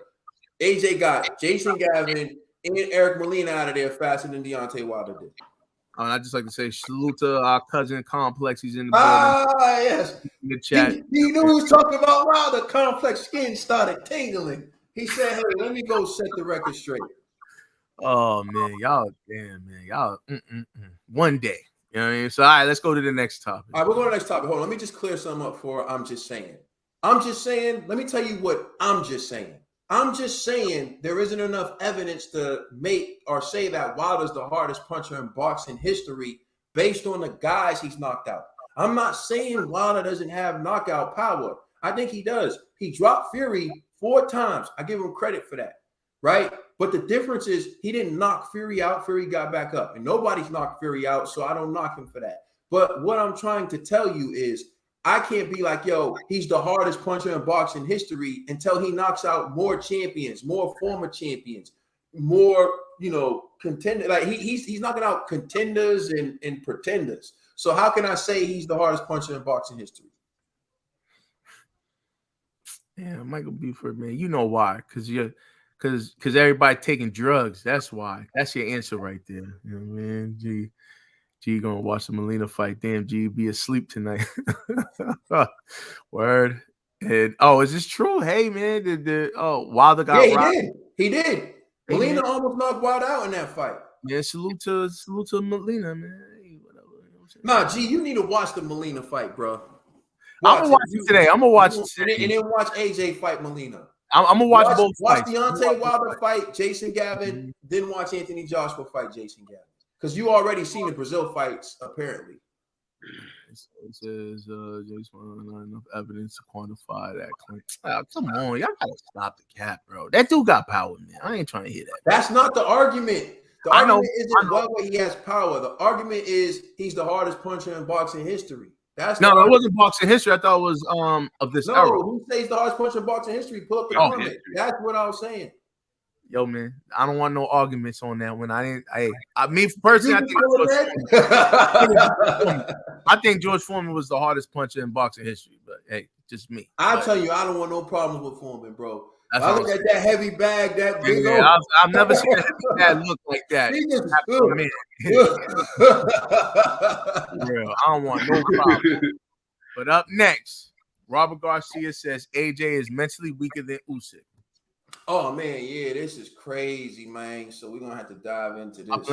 For the record, before we start, I blame all three of y'all. You know what I'm saying for this one. Oh God, G, shut up. We blame you, man. We about to run out of time because of G again. Pound for pound, Wilder's probably the hardest puncher in heavyweight boxing history. Hey man, I'm rocking with my cousin, man. You know what I'm saying? I'm rocking with you. I don't know if I can walk with you, but I'm rocking with you from a distance. You know what I mean? That's what Complex said. I'm on the screen so I can see it. Complex. I gotta say something though. Salute the Complex because he's coming with us on to the fight. Oh, word! Oh man, salute the Complex. He's in the building, and my boy Carlos. Salute to him. He's in the building too. So, and Stretch is in the building. So we going in there deep. Just so y'all know, we going in there deep. We going in there with Comey 2.0. Oh man, yo, come on, man! Don't do him like that. All right, here we go. I got it queued up. All right, so the next topic we're going to discuss, Robert Garcia says that AJ is mentally weaker than Usyk. Let's take a look at what he had to say. Now, of course, this quote, I believe, had to be translated because it comes from a Spanish boxing website. And it's been translated in Michael Benson, and here's what it says. Anthony Joshua's trainer, Robert Garcia, on the Alexander Usyk defeat. Joshua was mentally defeated since the 10th/11th. At that point, we were relying on a good shot. That is what we were hoping for. One shot, because he was dominated at that point of the fight. He continued, I think Usyk was mentally stronger. His mind made him turn the tide. And I think Anthony's mind was a bit weaker than Usyk. Instead of going out stronger, his mind and exhaustion played games with him. That's what Robert Garcia said. All right. I'm actually going to turn this over to Dollar Bill first. What's your reaction to that? I mean, I heard Robert, and he was saying that, you know, it was talking about the 10th round. Robert was talking about the 10th round, and he was saying that was the deciding moment in that fight. You know, he was talking about when, you know, AJ, you know, had a good round. And in that 10th round is when the mental kicked in. And Usyk was just mentally stronger right then and there, you know? And that's what he was saying.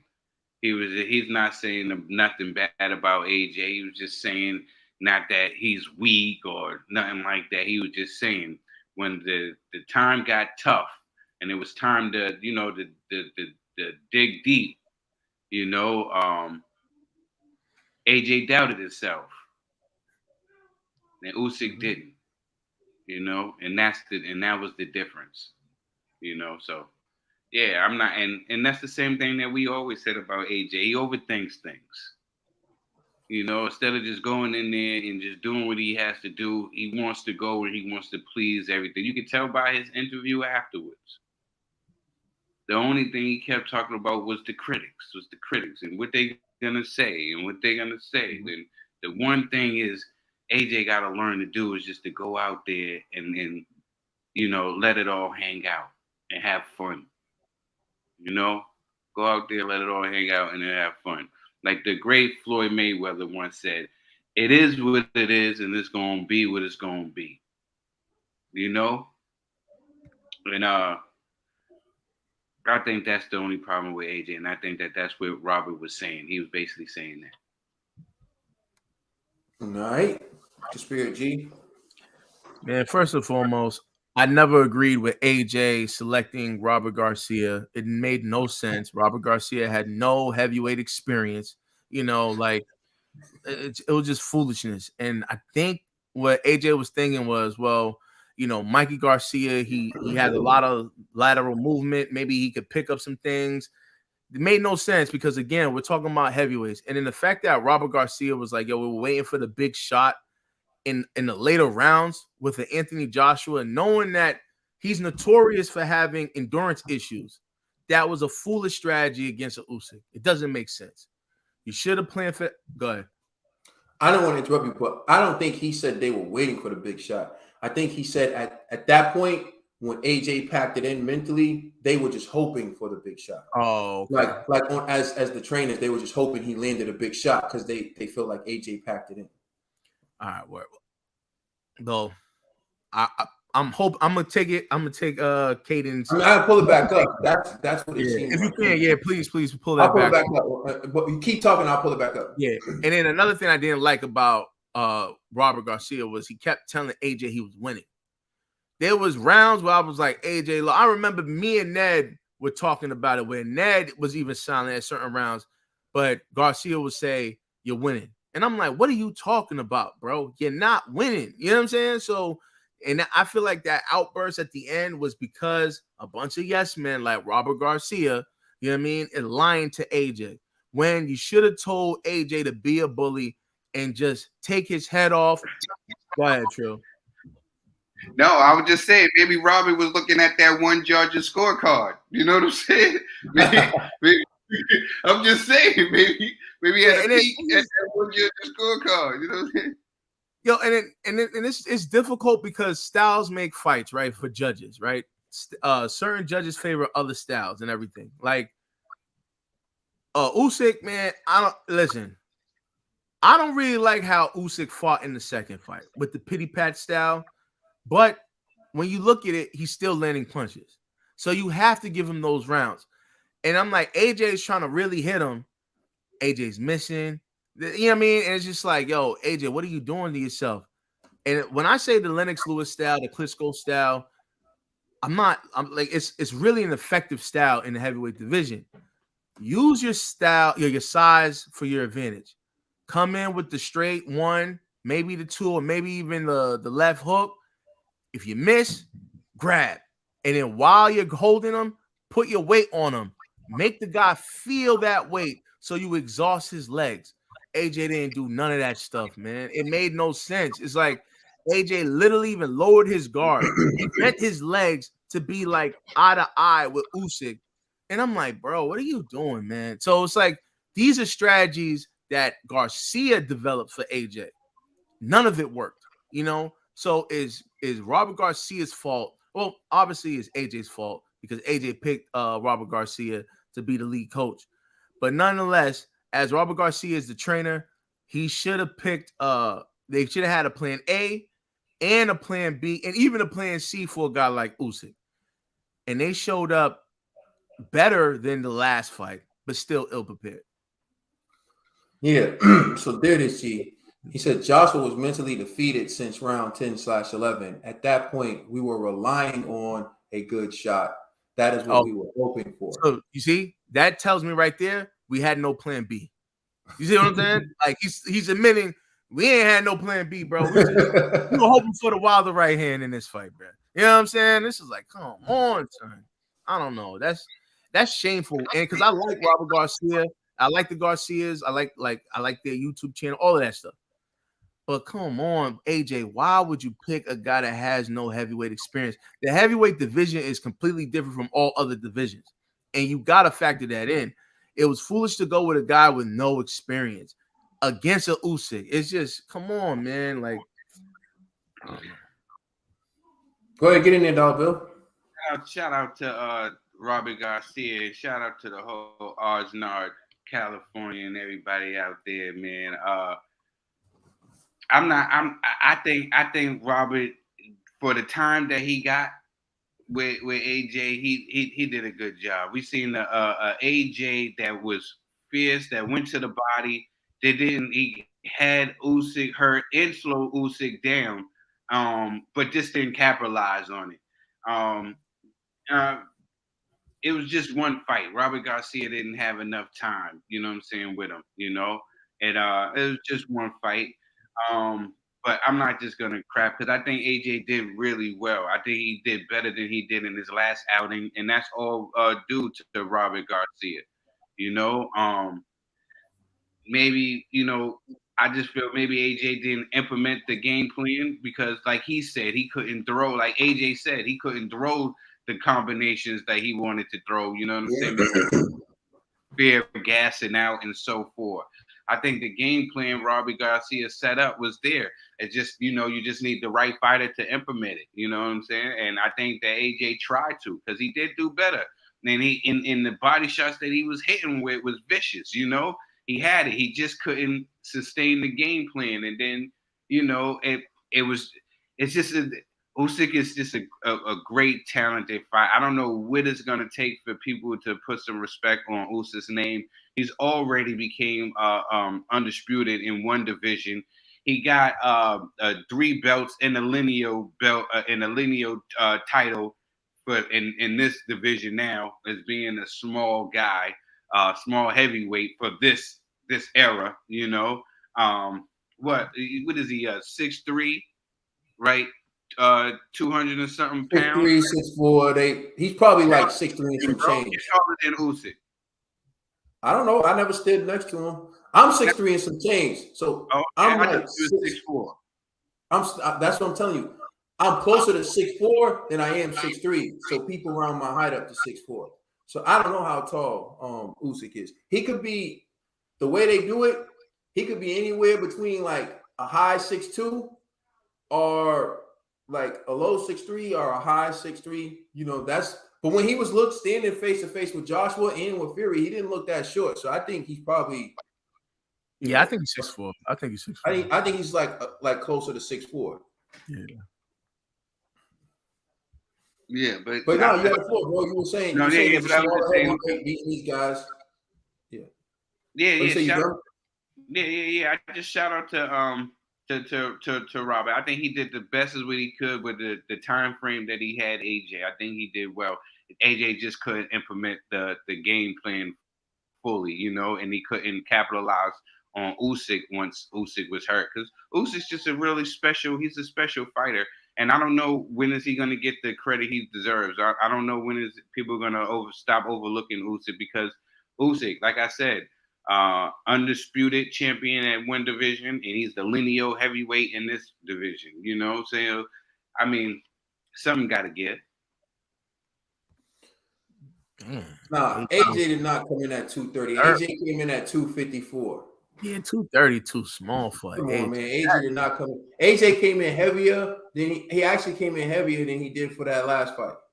Dang, I want AJ to be a crackhead. Come on, son. Like 230 for AJ. Yo, AJ's not a wilder, you want bro. AJ to come out looking like Kevin Garnett.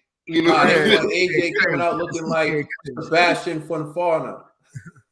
Damn, come on, son. Moving forward for all his y'all stop. Yo, we gotta stop this, man. All right, I'll say this. I'm with Usyk. I thought Usyk was too big for. I think Usyk should come in lighter for Fury also, to be honest. So just to jump in on this Robert Garcia discussion, me and Trill used to talk about this all the time. When a fighter starts switching trainers all the time, we're like, oh man, because it's like almost refusing to accept accountability. And I hear you, G, but the way I read that was he said AJ gave up mentally after the 10th and 11th. And he says, at that point, we were just hoping for one punch. So he's saying at that point when AJ gave up mentally, they were hoping for one punch. I don't think he said like they didn't have a game plan because, in fact, as Trill pointed out, Anthony Joshua was in that fight up until the 9th round. On my scorecard, Anthony Joshua could have won the fight if he would have won the later rounds. And he won the 9th round. And it was close on everyone's scorecards. By the end of the 9th round, everyone's scorecard, Anthony Joshua had a chance to win. It was the 10th, 11th, and the 12th round that cost him the fight. Now, what do they call, the 12, 11, and 12? They call it championship rounds. They call it championship rounds for a reason. But remember, even in our group chat, I said, AJ has to come out now and bully Usyk and be the boss in this 10th round. And I said that because I knew Usyk was going to come out and try to take the play back. That fight was on the table in the 10th round, and AJ wasn't in it. I'm telling you, look at the 10th round. AJ was not in that round. He didn't try. He didn't go for it. And I think that's what people are saying. You can't teach heart. Everyone says this. You can teach everything, but one thing you can't teach is heart. And AJ did not grind for it in the 10th round. He didn't grind for it in the 11th round. He didn't grind for it in the 12th round. And I think what Robert Garcia was saying at that point as his trainer, knowing that my fighter mentally checked out, I was just hoping he landed a big shot because I knew he wasn't going for it. AJ has stopped going to the body. He stopped doing all the things that made him successful in the 9 rounds area. So for me to say that, oh, you want to blame Robert Garcia had him competitive and in that fight. It was AJ's heart that took him out of it. And that goes on AJ. You can't blame anybody else. That's just, I can't blame. Hold on. Y'all gonna tell me you're not gonna put no responsibility on Garcia? No. Not what would he have done differently, G? He can't fight for him. But he's still the trainer. For him. Think about it. We just heard him say they didn't have a plan B, right? So I didn't hear him say that. I didn't hear him say that. Bro, he literally said in the 10th and the 11th, we had nothing else, so we were just hoping for right here. He said AJ checked out mentally. That's what he said. But my point is this: as the head trainer, walk with me on this, fellas. As the head trainer, you know your fighter, right? You know the mental stability. You know your fighter when you've been with him for a long time. He just got with AJ. Bro, we all know AJ's not mentally strong, and we all know AJ has stamina issues. So we all have to factor in the longer this fight goes, there's gonna be a chance AJ's gonna gas out, especially after that 9th round. AJ, listen, this is another thing too.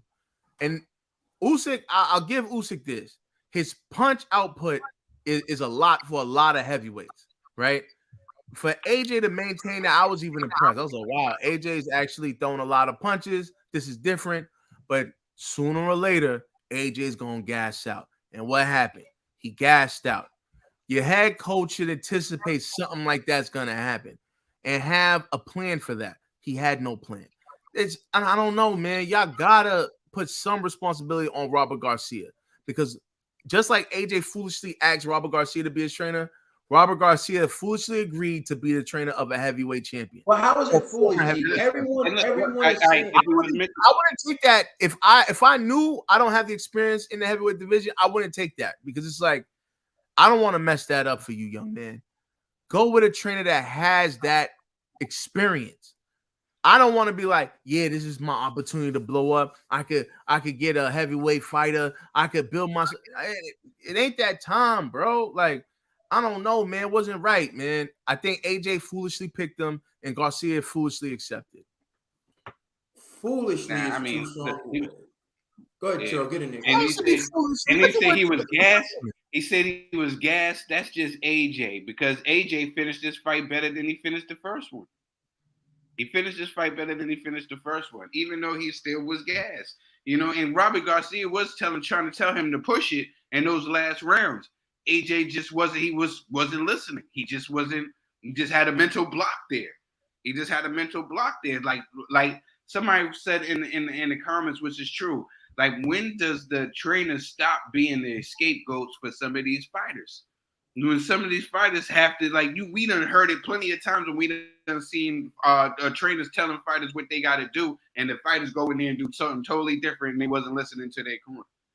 It happens. Maybe, and I'm just thinking maybe it's the fact that this is only their one fight. They only had that one fight together. Maybe they need to have somebody else. So hold on. I'll say this. I'm just saying, if that's true, it is what it is. I heard Robert Garcia say, I think it was like round 4, you're winning the fight. That was Robert talking to him. It wasn't somebody else. So nonetheless, we're talking about after the 10th round. We're not talking about in the round where it's still close. I'm responding to. I'm just saying. So I'm just saying, like, you're saying that Robert Garcia wasn't the lead trainer. Maybe you're right, but I was hearing Robert talking to AJ. I didn't hear this. Robert was the lead trainer. Let me just explain that, G. My bad. I'm cutting you off, but Robert wasn't the chief second. He wasn't listed as the chief second for the fight. He was the head trainer. Like, so Angel was the one going in and out of the ring, and Robert was at the side of the ring. But he was the head trainer for that camp. Go ahead, G. On that comment, on that G, I threw it back to G, but if you're done, G, I'll let you. No, I was done. I was just responding to that. But go ahead, Ned. Nah, I feel I kind of agree. Because I feel like AJ gave all he had in the 9th round. Like, he gave all he had in the 9th round. And then in the 10th, I think he was trying to recover. But Usyk put it on him. And then after that, you just saw it was a hug fest. He was trying to catch his breath. He was just, I think the physical exhaustion just fried his brain at that moment. Because it was like he tried, but he just had nothing left. If the bout would have, if they could have threw in the towel, if he could have walked out that ring, he would have walked out that ring because he was so exhausted. Man was literally at his last, he had no more left in him. His tank was tapped. But I don't know what more. He just got to train a little harder. He got to, if anything, train. I don't know how he trained a lot for this fight. I don't know what he did. He didn't train. But if he was done, he had nothing left. He didn't train for that, and that's where I kind of agree with G. They should have had those type of they put him through those type of sessions where, man, you get physically exhausted. Now he knows, he sees it. He's been to that point where he's on E. Like, you have to find some way to dig deep because he couldn't dig deep, and when he tried, he was just huffing and puffing, and that's when I knew the fight was over, when he lost, because he was huffing and puffing, and he really had nothing left to give. And that's on the whole camp. That's on AJ. That's on his trainer. That's just they just need to work on better endurance and stamina for the man. But if he mentally, I wouldn't say mentally weak, because there's mental exhaustion, physical exhaustion. It just when you're at your last wits, you know, there's nothing more you can really do. And then that's what we saw in the man in AJ. And we saw Usyk getting tired, but Usyk wasn't as depleted as AJ. All right, put Rachel's comment up, what she said about AJ real quick, because I think this is a great point. And I kind of, he said AJ been dealing with pressure and expectation since the Olympics. He's demonstrated more mental strength than most. And while that is true, what does that have to do with what happened with Usyk? And here's why, Rachel. All that's a different type of strength. Mm-hmm. But in the 9th round, when he gave Usyk everything he had, and Usyk didn't fall and walk back to that corner, look at the smile on AJ's face. Go replay it. Look at the smile on AJ's face as he walks back to the corner. And then look at the 10th round. Look at how Usyk answers and look how AJ wilts. That's a different pressure. Do you think that in that 10th round when Usyk was welling on AJ, he was thinking, oh, but I was in the Olympics and I won the Olympics and I'm mentally strong? That ain't what he's thinking. He's thinking, I hit this dude with everything I got in the 9th round, and here he is in the 10th fresh. I'm tired. He's tagging me up. Do I want to go out on my shield or not? He chose or not. That's what I'm talking about. I never said he was mentally weak, like as, say, he can't handle pressure. Or no, he's a professional fighter. He's an accomplished fighter. He's been in big fights in his life. But he's never been in a moment like that. Oh, he was. He was with Ruiz. He actually just stood in the corner, spit out his mouthpiece, and then they put it back in his mouth. And then the ref just looked in his eyes and said, this dude don't want to fight no more and stop it. You don't want it. You know why? Because once again, he was in a moment where it wasn't going his way. He was exhausted, and dudes was coming at him, and then he just gave up. That's a mental thing. When you're physically standing, coherent. A fighter can go back out there, but you're just laying on the ropes to the point where the ref says this dude don't want none. If the referee can look in his eyes and see he don't want none when he's standing up, what does that tell you? Then you look at Usyk in that 10th round, after being beaten as bad as you ever seen Usyk be beaten in the 9th round, AJ thought to himself, oh man, this dude ain't done. My tank's on E. What do I do? AJ has an autopilot mode. That's when he goes on the ropes and he tries to turn into Floyd Mayweather. That's what he did. That's what he did. That's AJ doubting himself. That's the mental weakness in AJ. That's what people talk about. We're not saying, because AJ going into those fights believes he can knock everyone out. So yeah, he's confident going in. He thought he was going to knock Usyk out.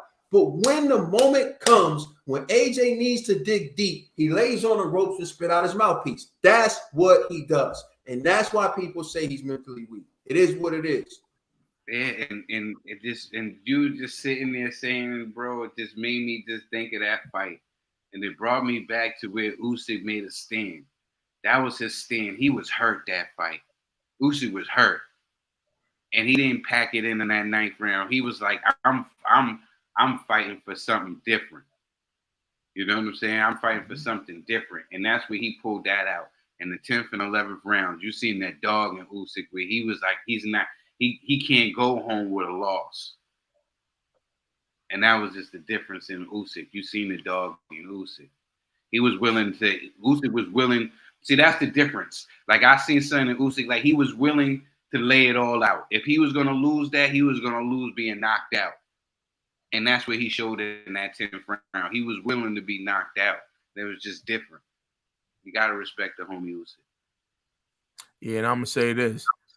Salute to Ronnie Shields, because he was like, whoa, this Joshua guy ain't no Charlo.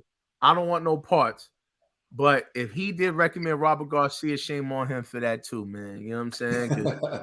Y'all got to go with the heavyweights, man. I'm sorry. You got to get that heavyweight experience, man. AJ, please, man. Just don't do this, Robert man. Man, Robert ain't no slouch, man. What does he got, man? It ain't about that. It ain't about that. It's a different champions in different weight classes. It's a different weight class for real. For real. Heavyweight division is just different, man. It's just why not go with the people that have that experience? That's what AJ should do. And to be honest, man, I wish AJ could just kiss and make up, pause with Lennox Lewis. He needs a mentor. You know what I'm saying? Like, I honestly think Lennox can help AJ out tremendously. Like, they need to build that type of camaraderie somehow. You know what I mean? Because he can learn a lot from Lennox Lewis. That style that Lennox Lewis had, that mentality that Lennox Lewis had, if AJ had that, bro, I honestly think AJ would be undisputed champion right now. But he just lacks that confidence. He lacks the strategy that's effective in the heavyweight division. He has the size for it. He has the power for it, but he doesn't utilize his God-given talent. That's the difference between him and Tyson Fury. That is just the truth. AJ hasn't been that same guy since. I was just saying AJ hasn't been that same guy since that Klitschko fight. It seemed like something changed in AJ since that Klitschko fight. He hasn't been the same. It's going to be a thriller and a killer and a chiller when I get the gorilla in Manila. Now listen, that fight is legendary because both men were exhausted. Both men were exhausted in the bell rung, right? I believe it's for the 14th round or the 15th round. And Ali said, I can't do it. And Joe Frazier saying, I'm exhausted, I can't do it. And Angelo Dundee says, just stand up. And Ali stands up. And Joe Frazier can't stand up. And that's the difference in that fight. Ali wins. Just because he had enough energy to stand up and be ready to answer the bell. See, that's the mental toughness sometimes. What do you think it does to Joe Frazier that he thinks, well, what do you think it did to him that entire time? I should have answered the bell. I should have summoned the energy to answer the bell. That's the regret Anthony Joshua felt immediately at the end of that fight, right? Immediately after that fight. AJ felt like, oh, I should have dug deeper. I should have did this. I should have did that. That's why he's grabbing on the mic and doing all that. But then it's too late. The moment to show that toughness is gone. And that's what I'm trying to tell you. It's those moments where you don't see it coming, where your character is shown. Not when you can prepare for it, not when you know, not when when you're in that moment. When Shane Mosley brought Floyd Money Mayweather, and Oscar De La Hoya celebrating down there, and everyone who finally wanted to see Floyd lose is celebrating.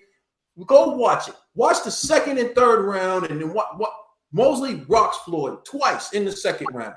And everybody celebrated. Look at Floyd. Floyd even smiles and whatever. And look what happens in the third round. Floyd meets him in the center of the ring and beats him every single round for the rest of the fight.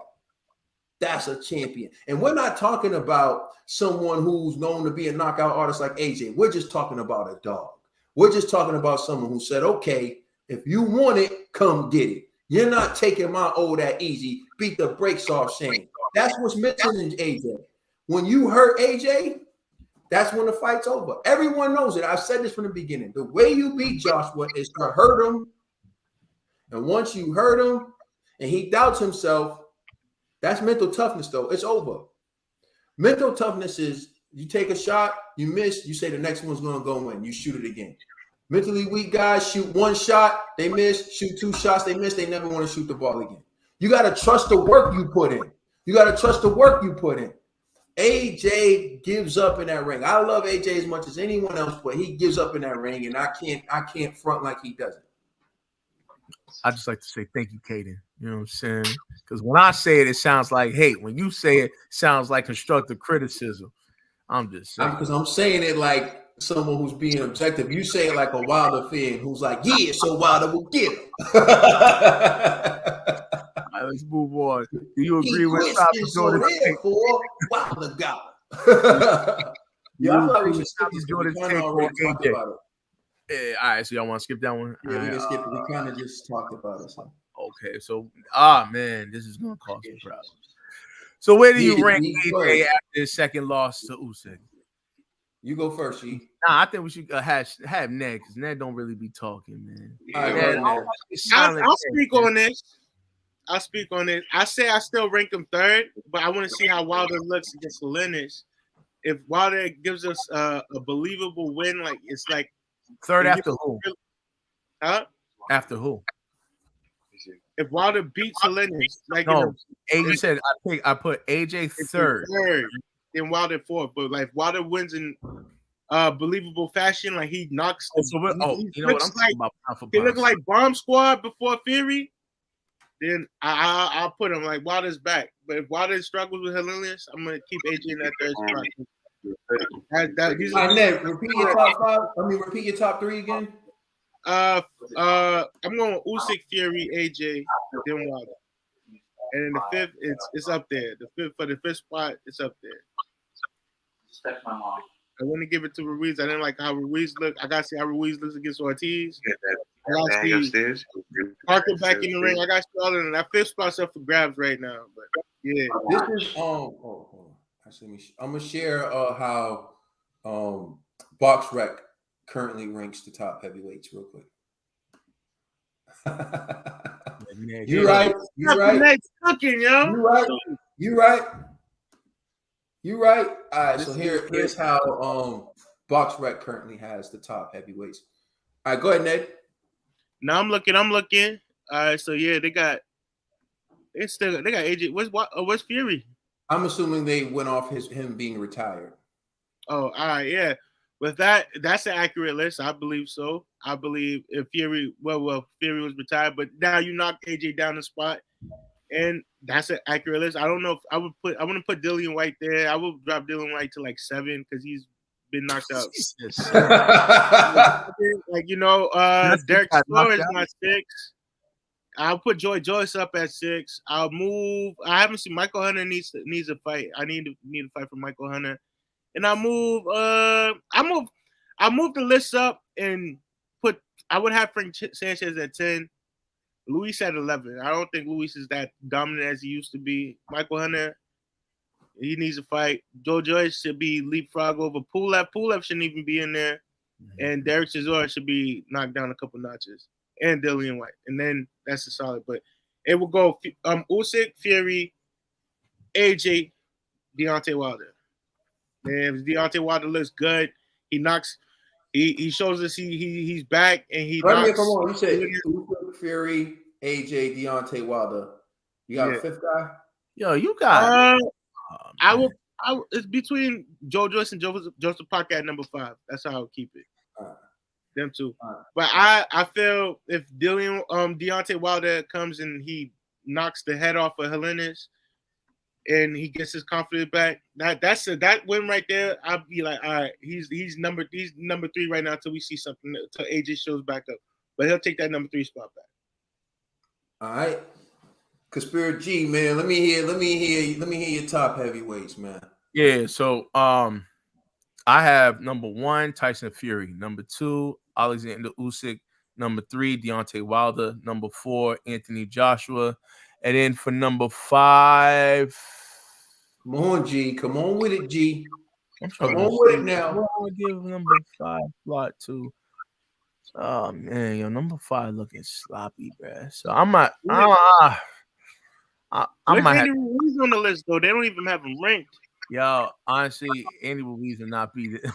So I'll probably give Dillian White number 5, but it's like a sloppy number 5. Number 5 could easily be anybody, but I'm only giving Dillian White because I think he could pull it off against all these other guys, and that's it. You know what I mean? So how I'm ranking it is strictly these guys are actually fighting, like who would be whatever. But the number 1 and number 2 has to go to the guys who are the current champions. So, but you know, AJ, man, hey, I respect people putting AJ at number 3, but I'm being honest, I think Wilder should be above AJ. You know, but hey, I would love to be wrong once they get in the ring. Dollar bill. Who your top heavyweights? Top heavyweights. I'm gonna go with medals. First. The guy with the most medals. I'm gonna go with Alexander Usyk. He got 3 belts and he's the lineal heavyweight champion right now. So that's 4 belts, right? You know. Then I will go with Tyson Fury. 5 belts. Remember the IBO. IBO. No disrespect to IBO, Trill. Show love. Yeah, so I'm gonna go with Usyk. I'm gonna go with Fury. I'm gonna go with AJ. I'm gonna go with Wilder and put some respect on my man JP. Put some respect on my man JP. Stop playing, Trill. Put some respect on my man JP. Hold on, you got Joseph Parker number 5? Put some respect on my man JP. That's cap. He's joking. This must be April Fool's or something. This is August Fool's. You know what? Put some respect on my man JP. Because he got the Ring Magazine belt. He's considered lineal now. Who? Usyk. Joseph Parker? Alexander Usyk. Oh. Usyk. What are you talking about? Oh, man. All right. Oh, so all right. So let's do this. Let's bring some objectivity to this show, please. Okay. Listen. Hold up. We're gonna bring some objectivity to this show. I've always told you how I do my rankings, right? Then you got Anthony Joshua here, right? At number 4 is Dillian White. Anthony Joshua beat him. At number 5 is Joseph Parker. Anthony Joshua beat him. At number 7 is Kubrat Pulev. Anthony Joshua beat him, right? So to me, Anthony Joshua beat a lot of guys in the top 10. So Anthony Joshua is a pretty good fighter, right? Usyk beat him. Usyk beat the man who beat those guys, right? Now, Tyson Fury, on the other hand, beat Dillian White with a beautiful uppercut. So I'll give him that. Dillian White is there in the top, right? He also beat Derek Chisora, right? And Tyson Fury has beaten Deontay Wilder. So he has 3. So those are some solid victories, right? But he still hasn't beaten as many guys as this guy, Anthony Joshua. Plus, Anthony Joshua fought Usyk and gave Usyk a tough fight. So Usyk beating Anthony Joshua to me makes him number one because I had Anthony Joshua number one. So if you to beat a man, you got to beat the man. Usyk beats the man, so I have Usyk at number one. All right, now at number two, I have Tyson Fury, right? So at number three, I have Anthony Joshua because of all the reasons I just said. Now, if you want to have the Wilder debate, let's look at all the people on this list that Wilder has beaten right now. And we're going to go to Luis Ortiz. And am I missing anyone else, or is it only Luis Ortiz? It's only Luis Ortiz. And Luis Ortiz is under all these guys who Anthony Joshua's beaten. So how can you make a legitimate argument that Deontay Wilder should be above Anthony Joshua and say it's objective? He literally fought one of the guy who's barely cracking the top 10 on Walterweight's list, right? And and Deontay Wilder hasn't fought Dillian White, at least Derek Chisora, at least Usyk, Fury, and Joshua have all fought Derek Chisora. Who's not like the others? Deontay Wilder, right? Deontay Wilder hasn't fought Joseph Parker, hasn't fought Derek Chisora, hasn't fought Kubrat Pulev, hasn't fought any of these guys. And there are other names out there like Povetkin, but I know Povetkin tested positive. The point is, there's always an excuse for Wilder not fighting the top competition. He can't be over the guys who are fighting each other. So Alexander Usyk 1, Tyson Fury 2, Anthony Joshua 3, Deontay Wilder 4, actually. I will make Deontay Wilder 4. And the reason why I will make Deontay Wilder 4 is because he was the WBC champion, although he wanted beating Bermain Stavern in a vacant title fight. He beat the vacant champion, Bermain Stavern, who isn't even, still boxing now. But still, I'll put him in at number 4. And at number 5, I'm looking to spice things up a little bit. There's an underrated heavyweight who needs attention. And at number 5, I'm doing it for him to get his fights. Frank Sanchez, because he whooped FA's ass.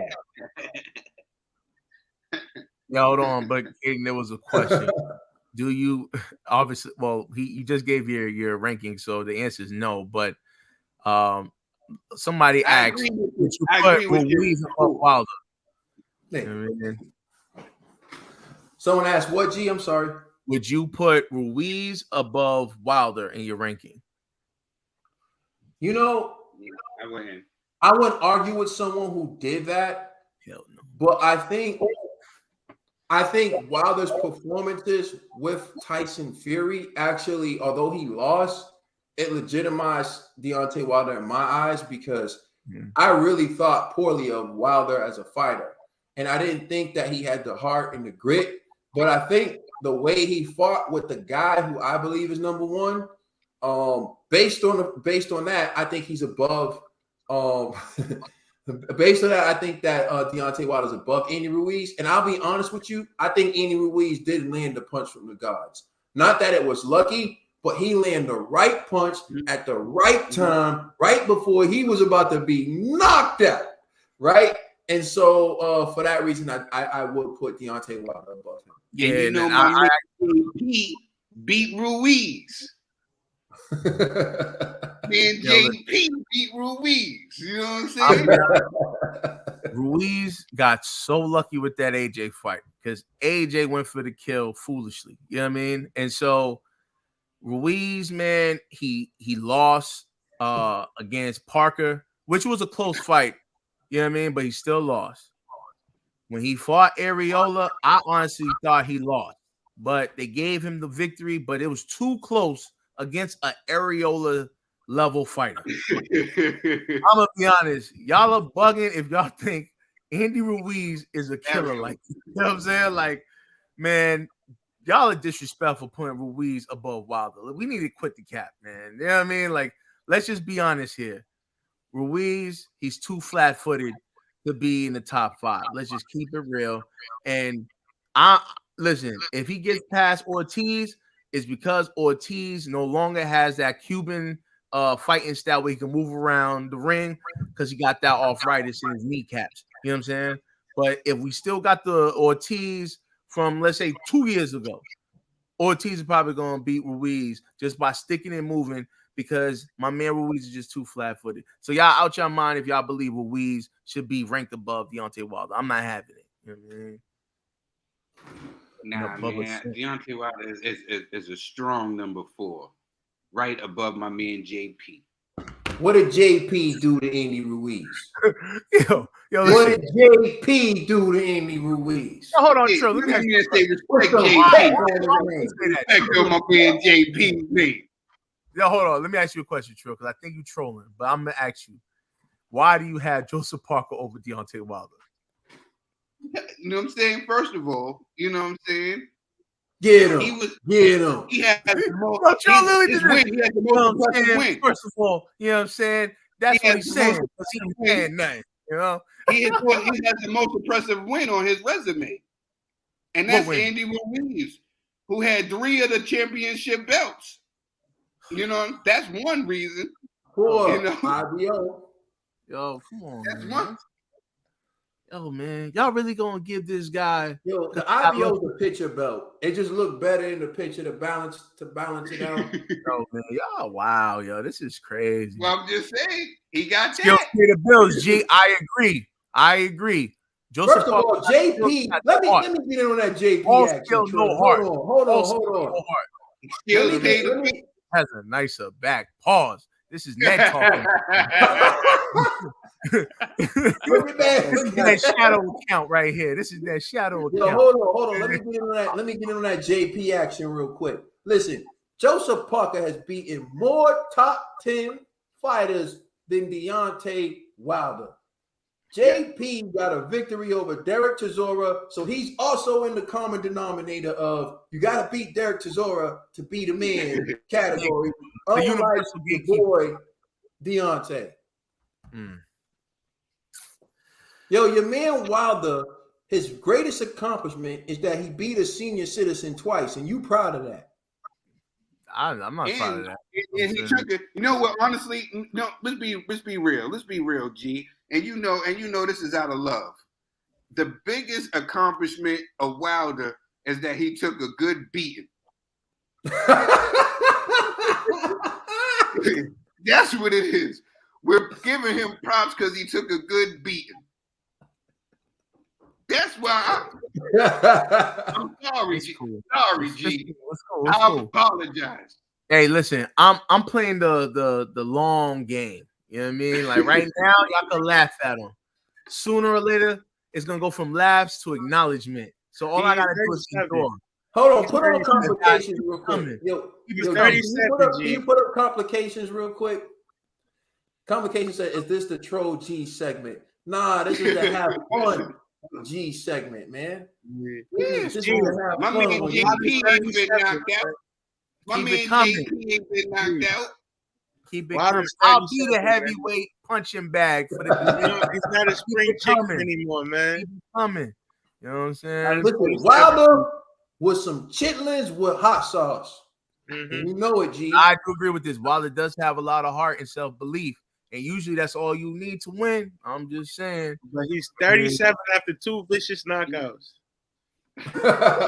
my man JP stays on his feet at the end of the fight. He's on his feet. Hold on. First and foremost, JP is afraid to even exchange with guys. Like, I'm gonna be honest.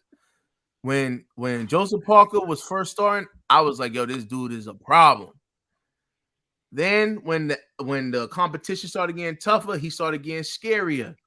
My man don't want to exchange with fighters, man. That's why his fights are boring. That's why he's boring. You got the skills. You got the skills. You don't have.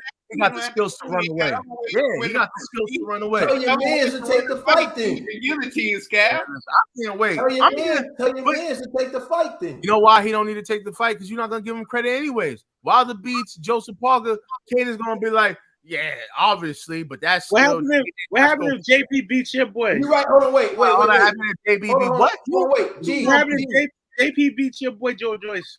Joe Joyce? Is Joe Joyce Deontay Wilder? Hold on. And to be honest with you, Yo, G. Yo, Ned, I'll make a bet with you on that fight too. Yo, G, you're right. My money's on the juggernaut. Let's go. Hey, G, you're right. If he beats Joseph Parker, I'm not going to give him any credit, right? So he took a better fight in fighting Robert Helenius. Right? Right? So if he beats Joseph Parker, I'm not going to give him credit. So to shut me up, he fights Robert Helenius. So now I really got to give him some credit. All right, man. Listen, Where was Helenius on that list? All I know. Hey, Keep going with the hate, man. Helenius got beat by Gerald Washington. F.A. Ajapa's worst nightmare. So come on now. Man, listen, man. This Next is time. what we talking about. I done. Talking about G. You want me to get? Hey, yo, it's on your boy next. So like, let's go. G, you want me to get Wilder credit for beating someone that Gerald Washington beat? That's what you want. That's what you want. G? Hold on, what the man? Listen, should we? Yeah, we should skip these. We should forget the heavyweight division for now. Y'all too much hate for Wilder, man. I don't know. There's one in the heavyweight division I think we should do. We can skip them. You right, G. Yeah. Nah, hold on. Nah, let's do. Let's talk about this. No. Let's do. What would a loss to Helenius do to Wilder's career? I see you trying to skip that, G. Go ahead, man. Go ahead with and let the TVE you up. All right, man.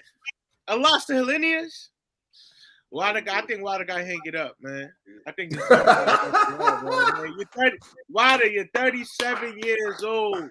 If Helenius is able to put the pause on you, I said that if he knocks you out, that's 3 knockouts in a row, man. And that's like that chin don't need no more punishment, Wilder. I feel if Wilder doesn't look spectacular, if he's not launched, if he can't knock Helenius out in like 3 rounds, hang it up. We don't want to see you get beaten battered no more, man. Because now you're embarrassing yourself at this point. You're not redeeming yourself. It's embarrassment, and this just brings Helenius to the 4th best heavyweight in the division after that. Hold on. You're saying if Helenius beats Wilder, you're going to put Helenius number 4? Knocks him out. He's making noise now. He's ready. It's his coming out party, yo. He's letting people know he's here. Coming out party. Pause.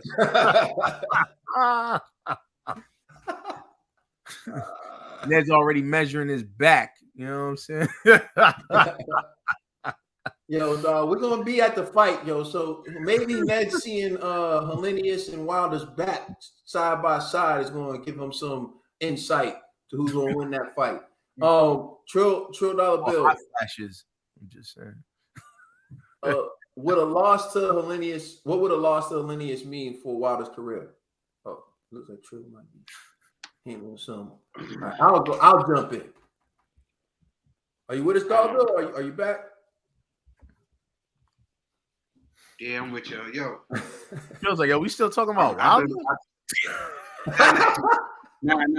My beef, fellas, yo. I've been off, yo, and I want to apologize to the Boxing Bros. That's all good. It's all good.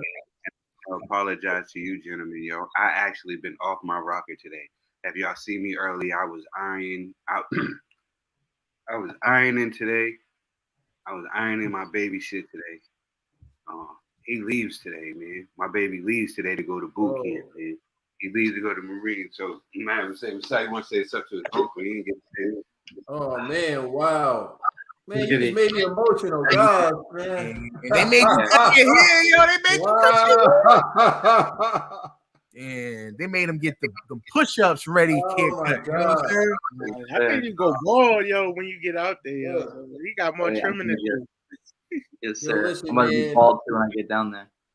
Yeah, they're going to put him in the chair and clean him up, man. Wow. I did not see, man, this got sprung on me. Zombie, I want to say this to you, man. I remember when you were a kid with the hat and the chain hanging down, and you had, like, this great timing to say a swear and just make everybody laugh because, like, a swear is coming from a kid. So everybody's, like, laughing, like, oh, man, but don't say that. And to see the young man that you grown into, even like over the last 2 years, to see you transform your mind, your body, like, you look like an action figure now. And thank you. What you're choosing to do, being brave and to represent us and to fight for your country and your family. Just know that we love you, we support you, man, and like I'm proud of you. That's a tough decision that like not many people can make, and you committed to it. And just know that we support you with whatever you want to do. Like we love you, we respect you regardless. That your family's in your corner, man. Wow. Jeez. Thank you. I love you. Make sure you get one of them tech jobs, bro. Don't let them put you on the front line. I know you smarter than that. Word up. We're gonna need a new intro when you get back. You know, like if this was a meme, this was like when you realize you're getting old.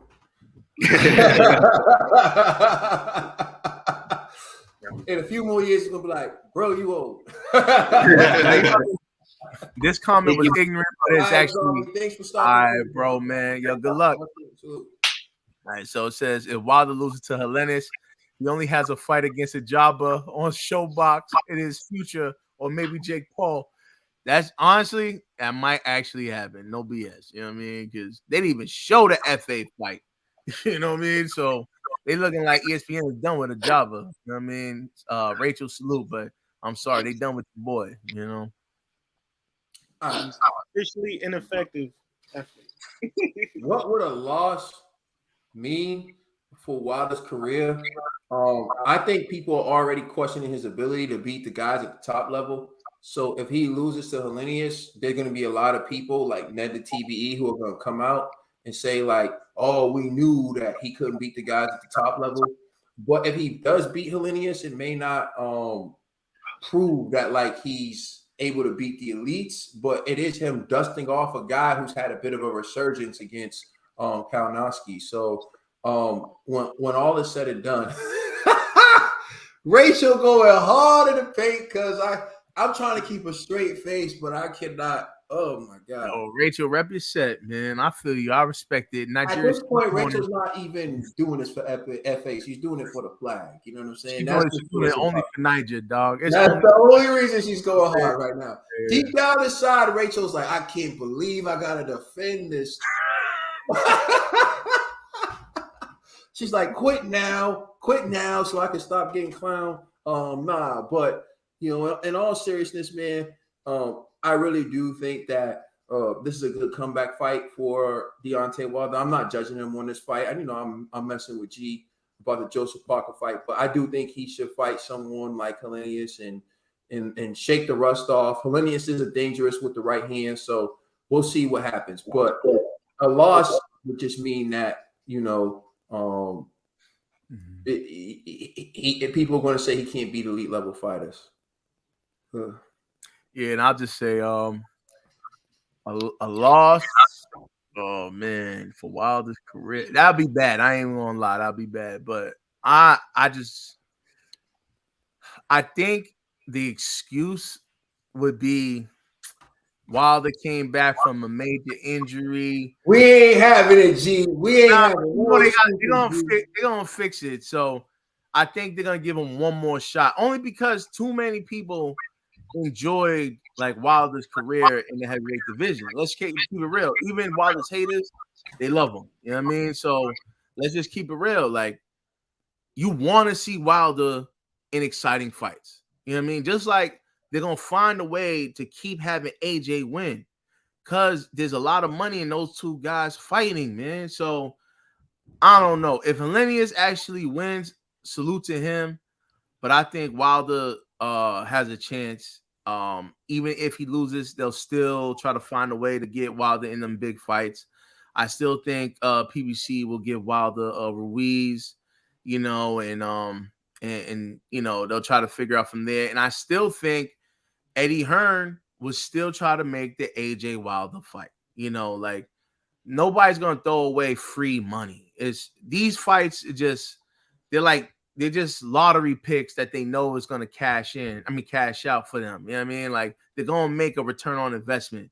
So even if Wilder loses to Helenius, I promise you during that fight, even the rounds that Helenius is winning, they're going to find a way to be like, look at how great Wilder looks. And, you know, Wilder threw an excellent jab. You know, the jab ain't going to even land. They're going to just find a way to paint a picture like Wilder's that dude. We all know this. So Helenius, man, listen, I'm not saying everything's against him, but let's just be real. You know, the judges are going to be in favor of Wilder. You know, it's going to be a lot of things. You know what I mean? Wilder shouldn't be going to the judges. It shouldn't. But if it does, I promise you this, Helenius is going to lose. Go ahead, Katie. I got you, TBE. G, let me ask you a question, man. G, I need you focused, man. I need you focused, G. Go ahead. For real though, this is a serious question. I'm just asking. If there was an autopsy done on Deontay Wilder and he's fighting on October 15th, does that make it the Night of the Living Dead? Good one, Kaden. Good one.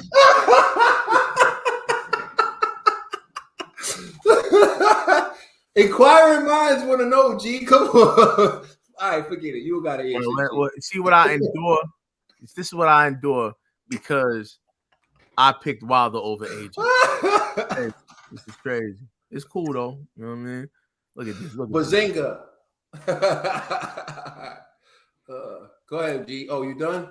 Yeah. I think you good, man. That was crazy news, man. I didn't even expect that, man. Like, wow. Yeah, man. I'm good, man. All right, y'all ready to go to the next topic? All right, now let's go to the welterweight division. Is the popularity of the welterweight division suffering from Spence and TC not fighting? This is a good question. So, $12 bill, man. You think you up for it, or should we run it to G? I mean, do I think the welterweight division is suffering? No, I don't think it's suffering, me, because there's still fights to be made. I'm just so sick of everybody just waiting. You know what I'm saying? Everybody just sitting around waiting when there's other fights that could be made. There's other money out there, but everybody is afraid to let that O go. And some people are just afraid of getting another O. But there's other fights that can be made while these guys are trying to figure out their situations. Like, we know that TC and Earl need to get it on. All right. The fact of the matter is that they need to negotiate and put that on. That's the only fight that we want to see in the welterweight division is between those two guys. I don't see why the other people can't get it on. You know, I can't see why the other guys are just sitting around waiting around. They could be getting it on, you know, right now. You know, sitting around and get in there with Bouts. Let Bouts get in there with one of these top guys. Exactly. Thurman and Bouts. That should be going on. There's a Virgil Ortiz should be fighting some other guys. You know, all these fights could be happening. These guys are just sitting around trying to get easy money, not testing themselves and making excuses. And as a problem with it. You know, if anything, these guys, not this fight, not Spencer TC, I think all the other guys in the division, the older guys, they're holding, I think, in his back. They're holding these other guys back by not giving them. It used to be a thing, like you wanted to, like the old champions would invite the young guys in. Oh, you think you got it yet? Let's see, young man. You know, they used to, you know, want to get in the ring with the young guys. I don't see that happening no more. You know, to let the young men know that they ain't ready or not like that.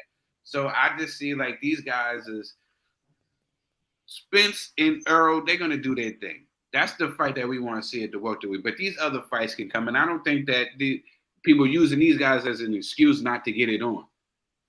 You know, like these other fights need to happen. That's all I'm saying. These other fights need to happen. Stop using this as an excuse not to fight.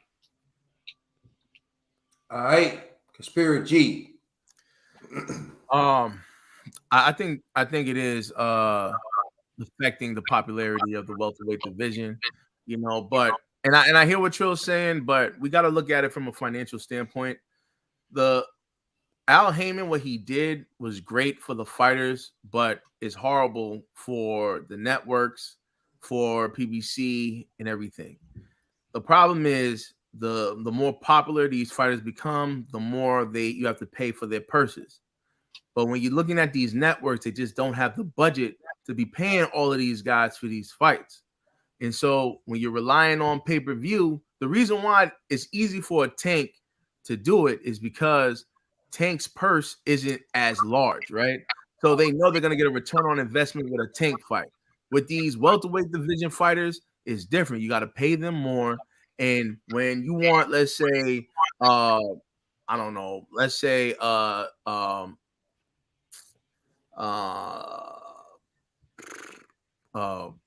just give me two welterweights that are like real popular. I mean, let's say Sean Porter versus what's his name? Keith Thurman, right? Ooh. Like, you're gonna have to pay these guys top dollar. It's just the reality.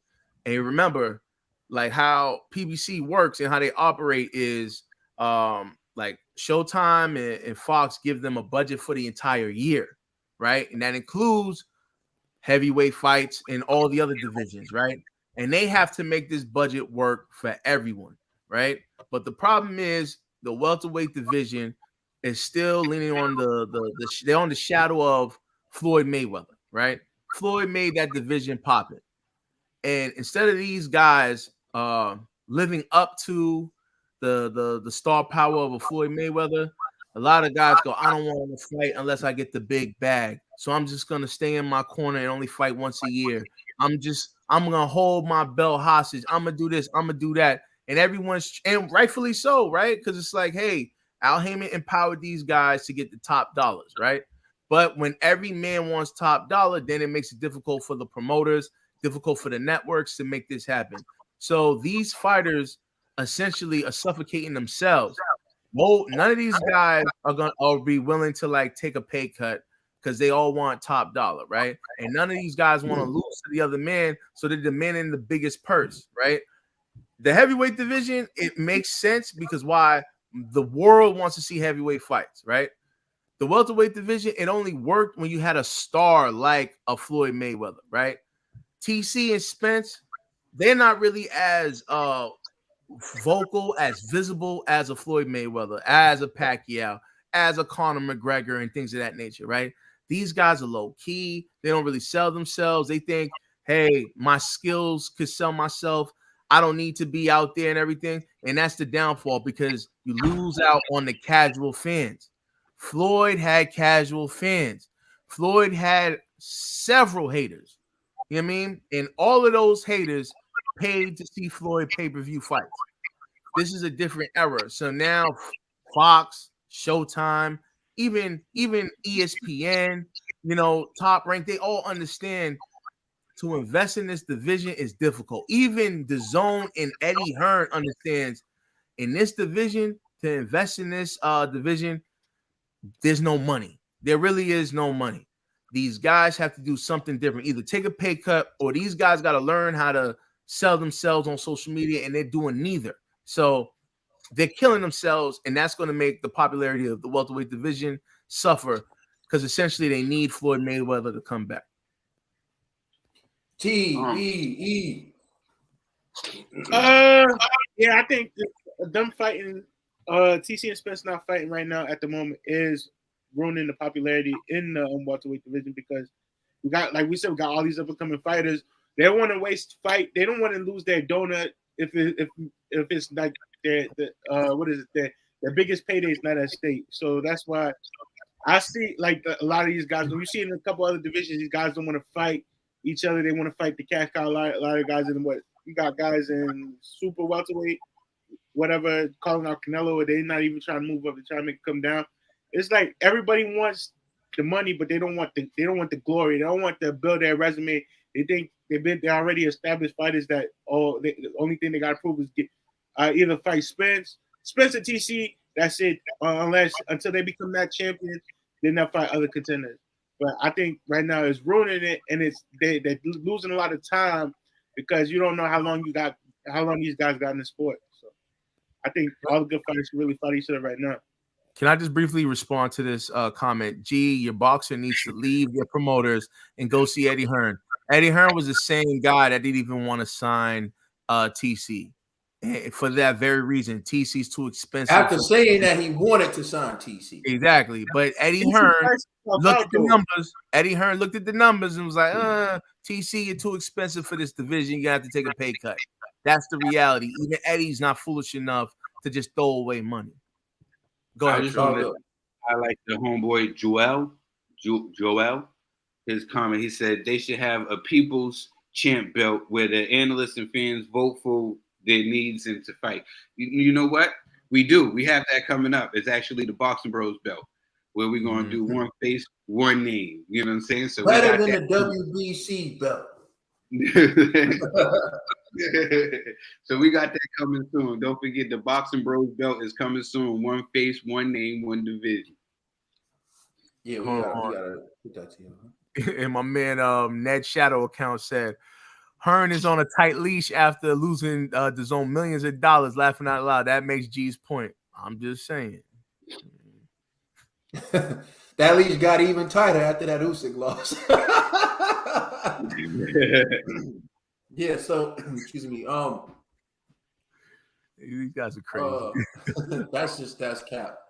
You know, I think what all of you are saying is connected, and I agree with all of you.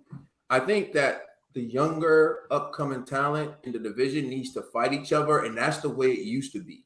Like the way it used to be was at some point you had Virgil Ortiz and Boots Ennis fighting each other, right? And they were fighting each other for the opportunity to fight for the title. But I think what Trill's saying, how they're sitting around waiting, is a product of the fact that Earl Spence and TC can't seem to agree to fight each other, right? Because if they agreed to fight each other, then those other guys would have no other choice but to look for something else to do. But because they're not fighting each other, they're still hanging around hoping that they'll get picked. Kind of like Canelo's opponents sit around. They don't make their plans until Canelo makes his. And then Canelo says, sorry, guys, I'm booked for the next 2 years. So y'all going to have to make your fights now. I think the top guys in the division dictate what the people under them are going to do. Because if I'm a fighter in the welterweight division and I'm looking for a fight and I'm like, Spence don't got nobody yet, what are the odds he'll pick me? Well, I'll wait then. But if I knew Spence wasn't available, then I that eliminates Spence. So I'm like, okay, I got to put myself in a position to get Spence if I want 3 belts, right? If I want to be a champion, I could try to fight TC. But if TC's available, then I don't want to book myself because I want to be available for TC. So I think what they're doing kind of creates a domino effect as to why these fights are happening. They're not fighting each other, so these young dudes ain't fighting each other because they're trying to position themselves to get that fight if they're not going to fight each other.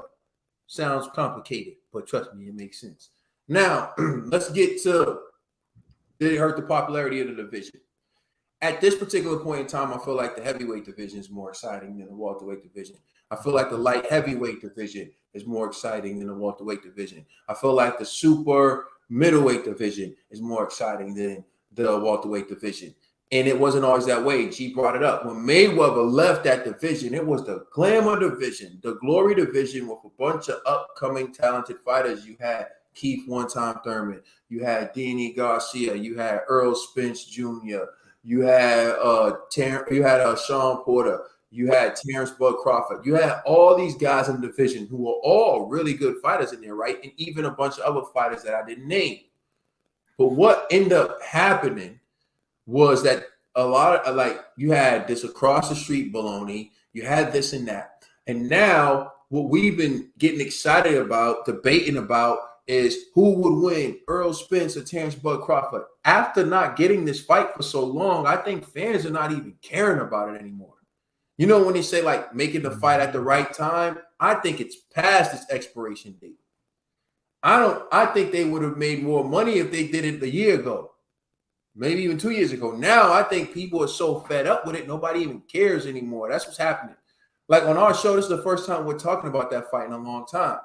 So I really think that the welterweight division is being held hostage by 2 guys who won't fight each other.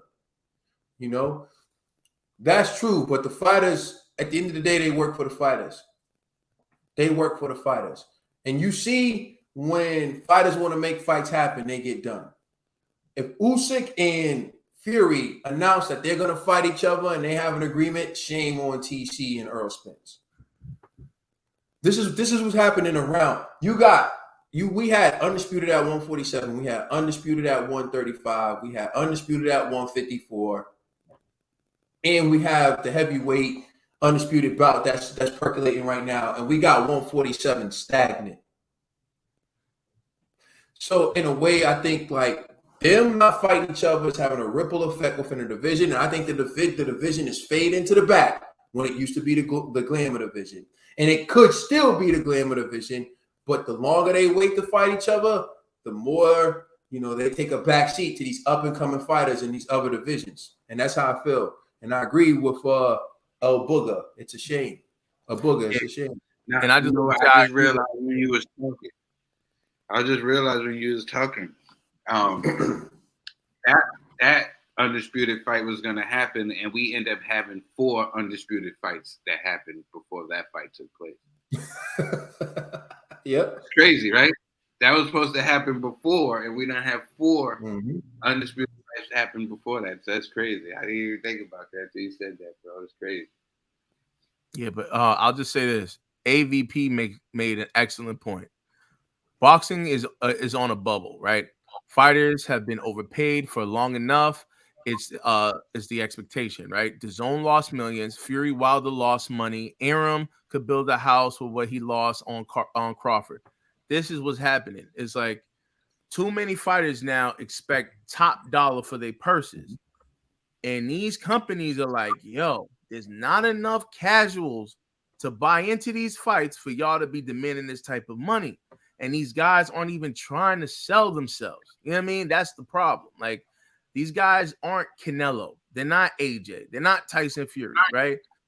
So these guys think that they're better than who they are, right? The reality is you guys aren't marketable. Oh, you are marketable, but to a degree. You can see your ceiling, and you think you're beyond that ceiling. And that's the problem.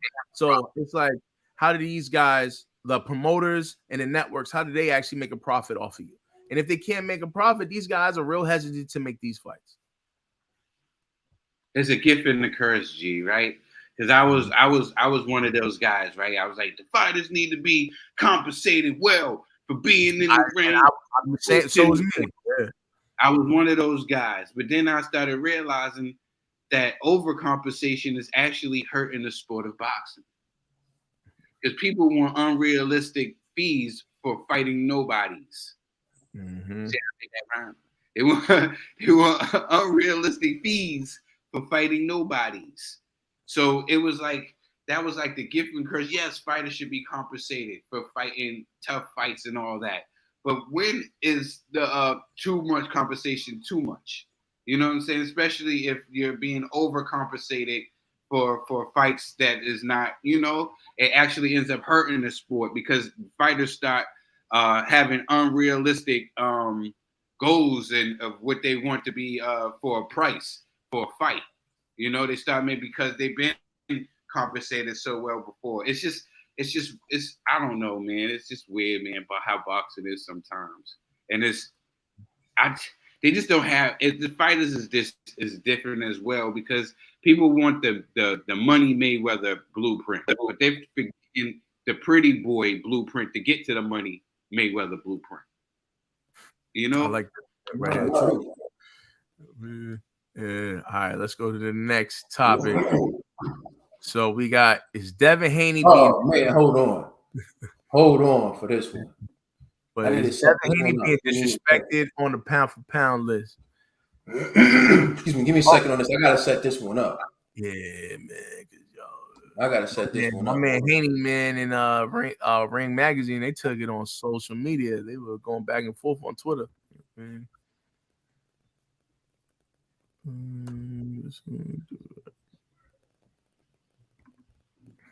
I don't think Tyson makes money at all. Yeah, but you see, Norman, all of these guys need a good dancing partner to make this money. People aren't the average person isn't gonna pay $70 to like $80 for a pay-per-view to watch Tyson Fury beat up on a punching bag. It's not happening. Tyson Fury needs to fight like a top 10 guy for people to be like, yeah, I'm willing to pay for this. And that's the problem with like that Wilder Helenius fight. Like, I think that should just be on Showtime or something. But no, it's gonna be pay-per-view. Ortiz Ruiz should be on Showtime or Fox. No, it's gonna be on pay-per-view. Why? Because they can't afford to pay these guys to fight. So they have to make a pay-per-view just so they can recruit. And that's the problem with boxing. All right, can you guys see this? Yeah, it's small though, but we can see it. We see it? No? You said it's small? Yeah, no, we can see it now. Yeah. All right, so this is Ring Magazine's pound for pound list. Usyk number 1, NUA 2, Terrence Crawford 3, Earl Spence number 4, Canelo Alvarez number 5, Vasily Lomachenko number 6, Dimitri Bivol number 7, Josh Taylor number 8, Jamel Charlo number 9, Arthur Beterbiev number 10. That's their ranking. As you can see, no Devin Haney, right? So now we're gonna go to ESPN. Can you guys see this? Mm-hmm. All right. Let's look at ESPN's ranking. Let's see if they have Devin Haney. Number 1, Terrence Crawford. Number 2, NUA. Number 3, Earl Spence Jr. Number 4, Canelo Alvarez. Number 5, Tyson Fury. Number 6, Alexander Usyk. Number 7, Arthur Beterbiev. Number 8, Dimitri Bivol. Number 9, Vasily Lomachenko. Number 10, Shakur Stevenson. Again, no Devin Haney. And now let's go to box rankings. Number 1, Saul Canelo Alvarez. Number 2, Dimitri Bivol. Number 3, Terrence Crawford. Number 4, Alexander Usyk. Number 5, Anthony Joshua. Number 6, Earl Spence Jr. Number 7, NUA. Number 8, Gennadiyevich Golovkin. I had to say all the G's for that. Number 9, Shakur Stevenson. And number 10, Deontay Wilder. Check this out. They don't put Devin in until number 20. Now, at number 20, Devin the Dream Haney. Look at who's over him.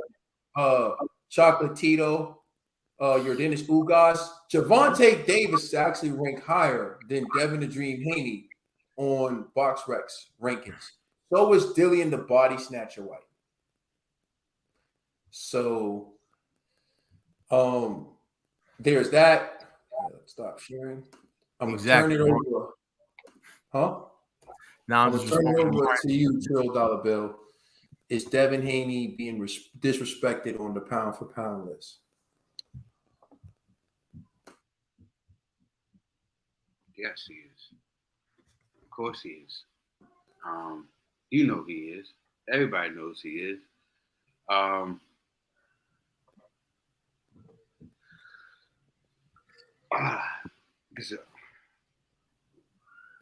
All right. If Devin Haney, Jamal Charlo, Canelo Alvarez, Usyk, those guys is not your top 4 or in your top 10, something is a joke.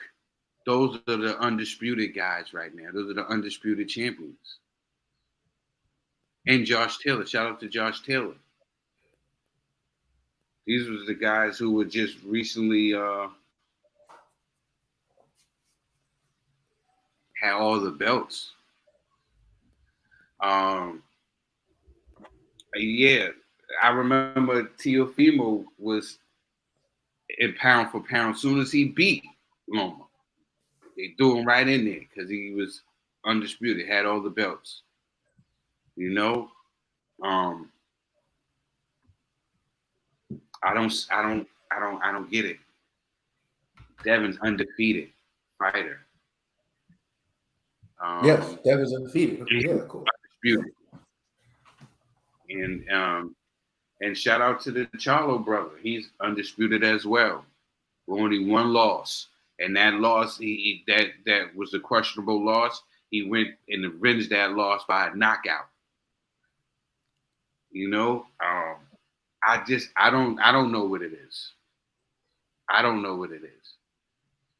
You know, but hey, it's objective, and we're not gonna say that these guys is right because we're gonna do our own Boxing Bros list, and you know we gonna get it right. So you know, just ladies and gentlemen, the Boxing Bros pound for pound rankings coming soon, and you know we gonna have it official tissue like a referee with a whistle. You know, we ain't gonna do no bias and no kissing the butts and none of that. We're gonna keep it official. We're gonna go off of what it's supposed to be. All the accolades and the medals and all that. Put some respect on Devin. I just think it's cruel. It's disrespectful. I think it's a lot of things, man. I just think it's a lot of things. And if you don't have Devin on, you're disrespecting. You're disrespecting the sport of boxing. I don't care if he's the most exciting. That's not what boxing is. The boxing is the art of hitting without getting hit. And this generation, he is the man that's been holding it down. I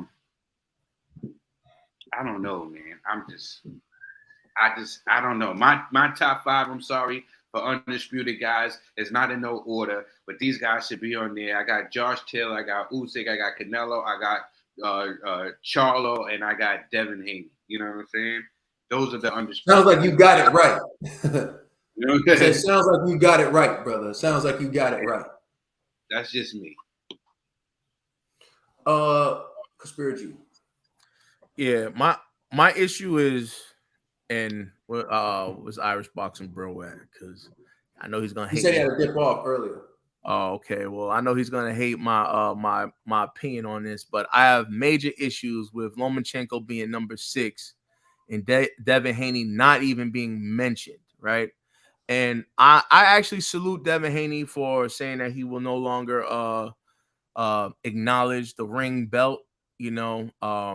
And so I hope he has a little ceremony where he throws it in the trash. He said he's gonna mail it back to Ring Magazine. And he gotta throw it in the trash. Yeah, I think he should throw it in the trash, and then he should send it back to them, you know, because that is the ultimate disrespect. Lomachenko, right, had an opportunity to fight him a long time ago, right?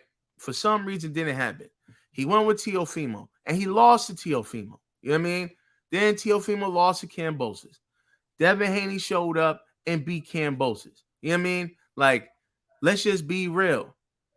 If you go, because why did you give it to Lomachenko? Like, I really want to understand why is Lomachenko still number 6? The franchise champion, which was just a give me. It was just like, hey, all right, to avoid.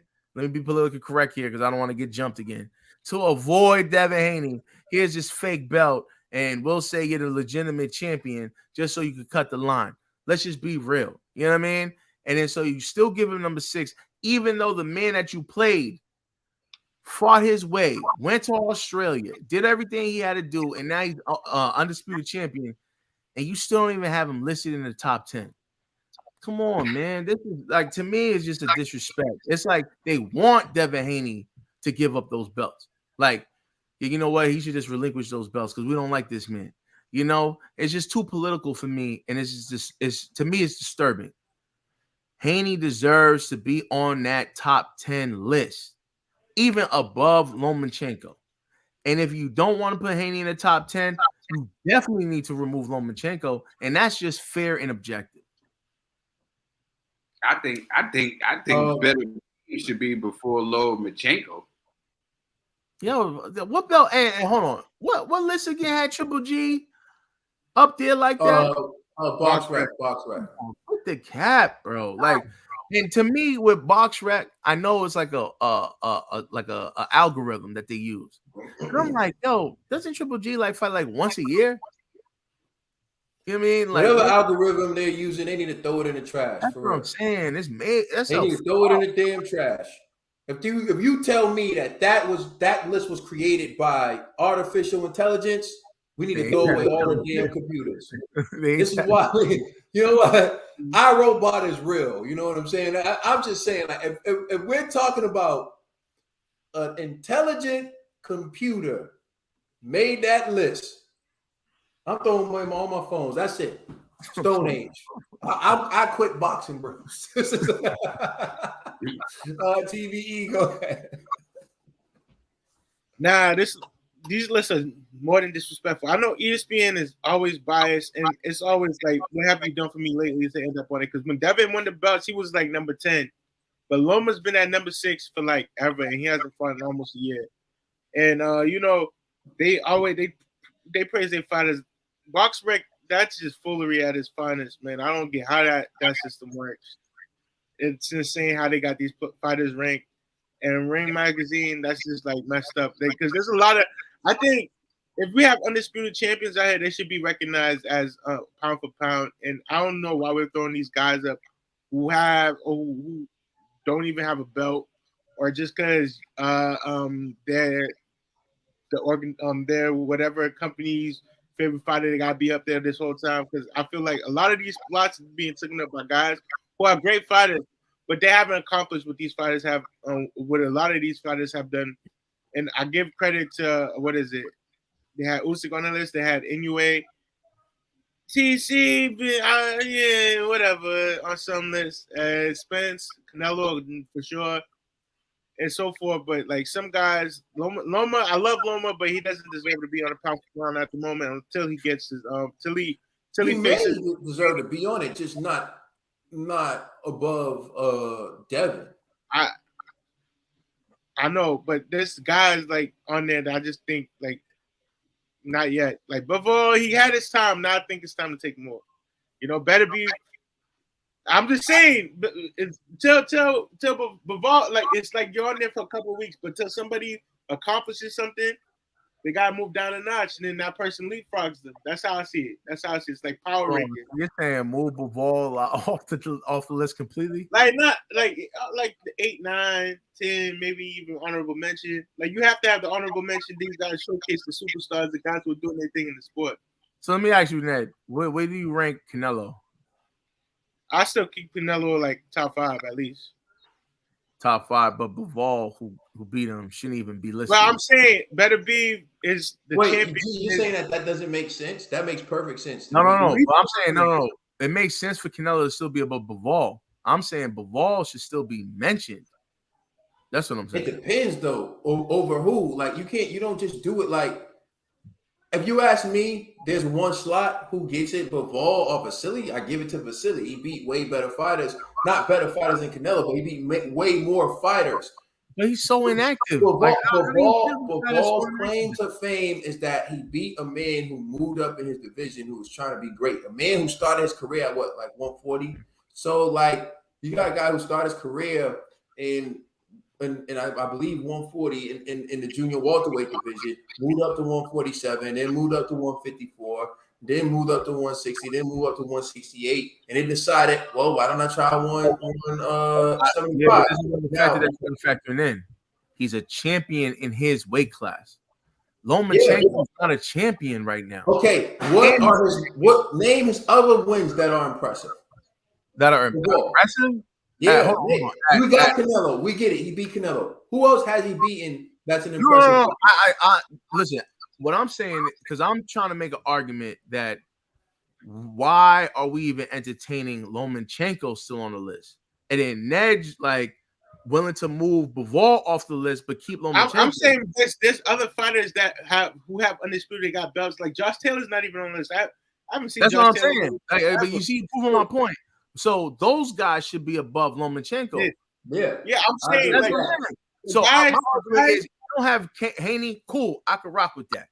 But there's no way Lomachenko should still be on that list. No, I think Lomachenko could still get on that list though. I think I'm with you, GB. I got Lomachenko 11 right before Bivol as 12. Like here's my list real quick, my 10.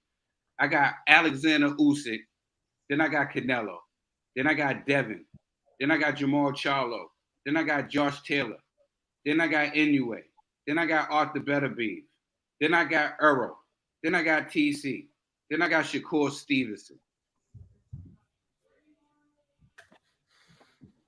Those are my. I'm not mad at your list. Yeah. I can see people putting Vasily over Shakur only because of his resume, but I'm just talking about with medals now. With people who got the medals now. I said I'm with you. I'm saying not that I would put Vasily over Shakur, but what I'm saying is if you put Vasily over Shakur, to me it's not as much of an outrage as it is putting him over Devin. You understand? Like, but I'm with you. I think your list is solid. I think if you're undisputed, you should be on the list. TVE, did you go already or were you going? No. But I'm saying, I just feel like if you got guys who got undisputed, like have them showcase them so people can see like these what these dudes are doing this. But if you got dudes with one belt, no belts on the pound for pound list, and you only got them here because I don't know. Like for me, it's just you want the best of the best guys who are doing stuff to be shown so they could get that light. But it's a lot of these lists is biased. I wouldn't be biased with my list. I'll make sure I got the list of the champions if they got undisputed, they gotta be ranked a little higher. But like for instance, I would move TC and Spence like Joseph down to 5 and 6 until they fight. We don't have a definite like pound for pound in that division, or like, but they're both talented fighters. But like guys, they get their shine. Like before, he beat Canelo, but now we gotta showcase the next guy who just completed something, and then he just gets leapfrogged. Lomachenko, I don't even think he should be on the list, and so forth. And I agree with that. But I have a question. Do they have to pay fees to rock the Ring Magazine belt? I wonder. I don't know. I honestly don't have an answer to that question. I was wondering about that. I will piss on that belt before I mail it back. For real. That's probably why Fury let it go. If they got to pay sanctioning fees, I'm definitely not gonna ever acknowledge that belt. Forget that. That's outrageous that you ain't even gonna put me in your top 10. This is madness, man. But here's the thing. Oh, you didn't go? Go ahead. No, I didn't go. Imagine you're a young fighter, and your whole life you're being told that the greatest fighters become undisputed. You're told that once you become undisputed, you'll be a pound for pound grade, yada, yada, yada, this, and that. And you sat back and you tried to become undisputed, but you didn't get the fight because Vasily Lomachenko and Teofimo Lopez was made due to a technicality. So you didn't get the opportunity. You watched Teofimo Lopez be the one to beat the great Vasily Lomachenko, which is something you probably aspire to do because all the best have the desire to beat the best. If you're competitive, you want to beat the best. You don't want to beat mediocre and keep, like, if you're at a pickup game, I can always tell who the dogs want to make the team even. The guys who don't want to ball, they want to get all the best players on their team and be like, let me just get 2 layups and I'm good. You know what I'm saying? And then be like, yeah, we crushed y'all. They don't want to compete. So the best want to fight the best. So you watch Vasily lose to Teofimo Lopez, who got the opportunity that you were in line for, right? WBC mandatory, beat Vasily Lomachenko, get on the pound for pound list, become undisputed, undisputed, because it's with the WBC franchise championship belt, right? Then you watch him lose. You watch him lose to George Kambosos. And what do? You say, I'll fight that man in his home country with all his rules, and I'll give him a rematch again in his own country. You go to his country and you beat him. And then you say, I earned it. And they say, no, you don't even make the list. You're still under the dude who got beat twice and lost his belts to the dude who lost his belts to the dude you beat. Let me ask you this question seriously. If Lomachenko can lose twice and lose in the tournament that Devin Haney's in, Devin Haney's the winner of the tournament, and Devin Haney still can't get ranked, what is Devin to do? How is it fair? How is it equal? What pushes that agenda? For real, you gotta like dig deep inside this. Because people will want to say, or people would want to get at, say, the LDBC if they said it was race, right? And I'm not saying that it is, but this is what I'm telling you. When you look at in America, and this is another thing, if you're not from America, you got to fall back because when the LDBC is talking, sometimes they're not talking about the UK. And what I'm talking about, I'm not talking about the UK. But when you talk about systemically, how things are set up sometimes, it's not in favor of someone who looks like Devin. So that's what makes the LDBC go crazy sometimes when they see certain things. How can you explain to the LDBC, for all of you who say something, how do you say to the LDBC, Devin's race isn't a factor when the dude, salute Don, salute to you, when the dude who lost twice and lost in the tournament that Devin actually won outright. Like, he wasn't undisputed with a franchise belt. He was undisputed with all the belts. How can you say he doesn't even deserve to be ranked? I'm not even saying rank him over Vasily Lomachenko. How can you look at that tournament? How can you look at those 3 fights Lomachenko versus Teofimo versus Kambosos, Devin Haney versus Kambosos, and then leave that tournament saying Vasily Lomachenko was the better fighter. How can you do that? Yo, that's what I'm saying. Loma loses, and you see like AVP right here. Loma loses, and they still go. It doesn't matter. Haney has to beat Loma to be above him on the list. I'm like, yo, bro, he lost. Like, what yo, bro, he's not. Tio's not even ranked over him. That's my point. George Kambosos isn't even ranked over him. It's Vasily. Vasily is the man who got more losses than Devin and George Kambosos and Teofimo Lopez. No, it could be. That's real though. Yeah, I blame Islamophobia, bruh. Yeah. Yo, all I'm saying to you is look at this. Yo, Vasily Lomachenko got more. You combine Teofimo Lopez, George Kambosos, and Devin Haney, they got the same amount of L's as Vasily. All three of them combined. Somehow, someone watched Vasily lose, come in last place in that tournament, and say, but he's still the better fighter. They watched him come in last and say, but he's still the better fighter. You think that would happen for Devin? Let me ask you another question. Do you think that would happen for Devin? Hell no. He's undisputed and he can't even make the list. Do you think that would happen for Tio? Hell no, because it hasn't happened for Tio. And it certainly isn't happening for George Kambosos. So again, what makes that happen? So my issue isn't that I don't like Vasily. If you watch the show, you know that I think Vasily's one of the most talented. Yeah, I get it, but he's not at lightweight.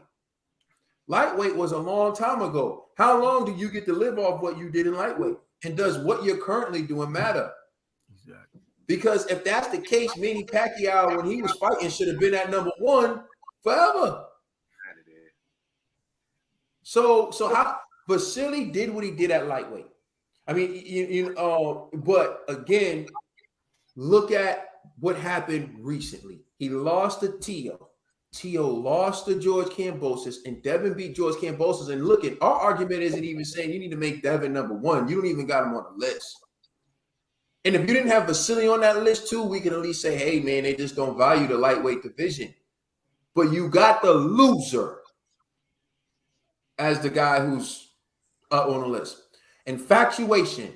Why are you so infatuated with Vasily Lomachenko? That's what I want to know. Devin, I respect you, man. Everyone knows that you should be on a pound for pound list. I honestly don't know what you could do. I don't know what more you can do to crack these pound for pound lists. This is actually absurd, but this is just boxing. I'm glad it's not you trying to get a house. I'm glad it's not you trying to get into college. I'm glad it's not you trying to get a job. Luckily, we're just talking about some fictitious pound for pound list. What's up, TVE? Earlier G said Loma's ranked because he got the franchise. On ESPN, it says Devin Haney's the franchise champion.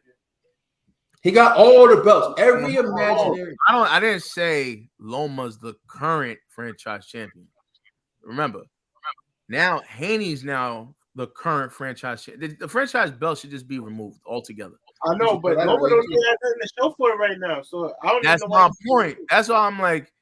So y'all are just pretty much saying only because y'all just like Loma's career. So even if he loses at 135, so what? He's accomplished so much. Say it again, Trill. Get dude up out of here. What dude? Pawn poker. Get him the hell up out of here. Oh man, listen, I was gonna ignore. That's why I'm not showing him on the screen. You know what I mean? But yeah, hold on. Yeah, y'all gotta chill out with all that religious disrespect. You know what I'm saying? But what I'm saying essentially is like, yeah, Lomachenko, I'm not gonna take anything away from his career, right? I've seen stellar fights from Loma, impressive victories. But however, currently at 135, he's not that dude. So y'all are saying y'all should just still have him up there ranked like that. And even that list when they had Triple G ranked so high, outrageous. But I understand why they're doing that. I think that's political to sell the Triple G Canelo 3-peat, right? But it's like, why are you keeping these guys up because of their former glory. If that's the case, you might as well keep Mikey Garcia up there then. You know what I'm saying? Mikey was Loma before Loma. So what y'all gonna just say, hey, well, I mean, former glory, just keep it up there, or does what you're doing currently matter? What have you done for me lately? That should be the saying in boxing. Lately, Loma hasn't done much, and y'all have him still at rank number 6, while a guy that's doing like impressive things right now, he's not even mentioned. That's a problem. Also, briefly, HLD says how like the pound for pound list is dumb and it's just great publicity too. Yeah, but guess what? Devin doesn't benefit from that publicity too when he should. That's where the casuals go. Mm-hmm. If you put Devin's name on there, that turns people on to Devin.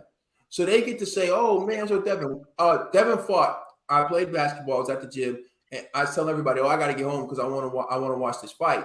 And everybody was like, who's fighting? And I told everyone that Devin was fighting. And then they turned it on. And TV, I remember you saying you were out to eat and you said, yo, put on the fight. And then they put on the fight and everybody was like, yo, they would turn on to Devin. When I came back the following week, everyone was like, yo, that Devin dude's nice, yo. He reminded me of Floyd. And I started telling them about him. That's the type of pub he's missing when you don't put his name on the list. And there was another comment I want to address. Martin, he said Loma is probably the most talented lightweight, but he shouldn't be on the pound for pound list as of now. I agree. Me and G go back and forth. G will tell you this. Between Devin and Loma, I say, yo, I got Loma. That was a few years ago. Remember though? And I said, if they fight now, I'm picking Loma. I give Loma so much props. I think Loma would have beaten Teofimo Lopez in a rematch. I said all this. Run the tapes. I think Loma's is talented. I think Loma is. I am a Loma fan, but I am not a fool. You can't come in last place in the tournament and then me just say, when I make my list of who's the best in that division, say, I know he lost and he came in last place, but there's just something about that Loma. He's better than all of them. And then pencil his name in. You just can't do that. Like, I don't understand. And like, for me, there's something deeper that fuels that. And we don't want to talk about that. Because, you know, like I noticed what was absent on that list. A lot of those lists was Jamal. And I'm not saying it's all race because I noticed Josh Taylor wasn't where he should have been on a lot of those lists. So what is it that fuels that list? That's what I'm saying. Is it publicity? Is it me? Is it like your team? Just like Ring Magazine? It's just not beneficial. Maybe you know what it is, G? This just hit me. Ryan Garcia is with Oscar. Oscar runs Ring Magazine. He don't want to put Devin in his pound for pound list, right? ESPN Boxing got Vasily Lomachenko. They want to push their guys, so maybe they don't want to put Devin in there. They say, "Yo, let me put in Vasily Lomachenko." But what the hell is BoxRec doing? You know what I mean? Either way, it's not talent that's fueling these rankings. It's money, it's interest, and it's a shame because you're robbing Devin of the fan base and the notoriety of new people, the casuals who rely on these pound for pound lists to look at fighters. Devin, bless you, man. You deserve it, but you know, I don't know if they're gonna give it to you. Yeah, because Haney's like a free agent, so don't hold your breath, Devin. For real. Don't hold your breath. Don't hold your breath, Devin. Waiting for these people to acknowledge you and like you. Just keep winning.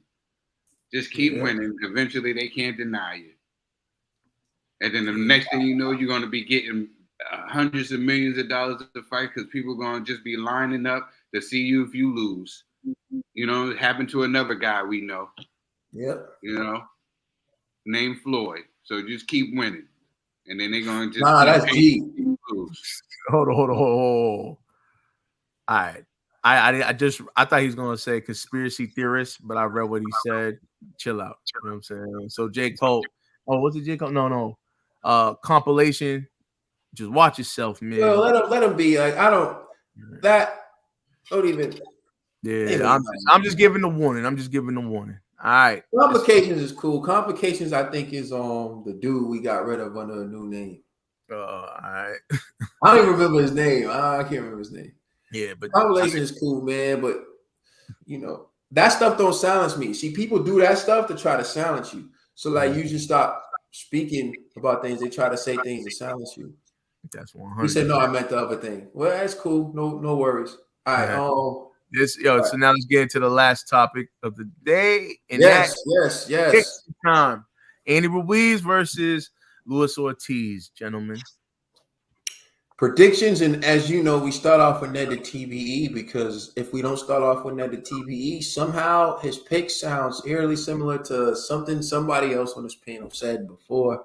So we now start off with Ned the TBE. TBE, who wins? Right, I'm gonna go off on a whim here. Ruiz is cool, but Grandpa is the underdog, and I'll be always rooting for Grandpa. And I had Grandpa by knockout.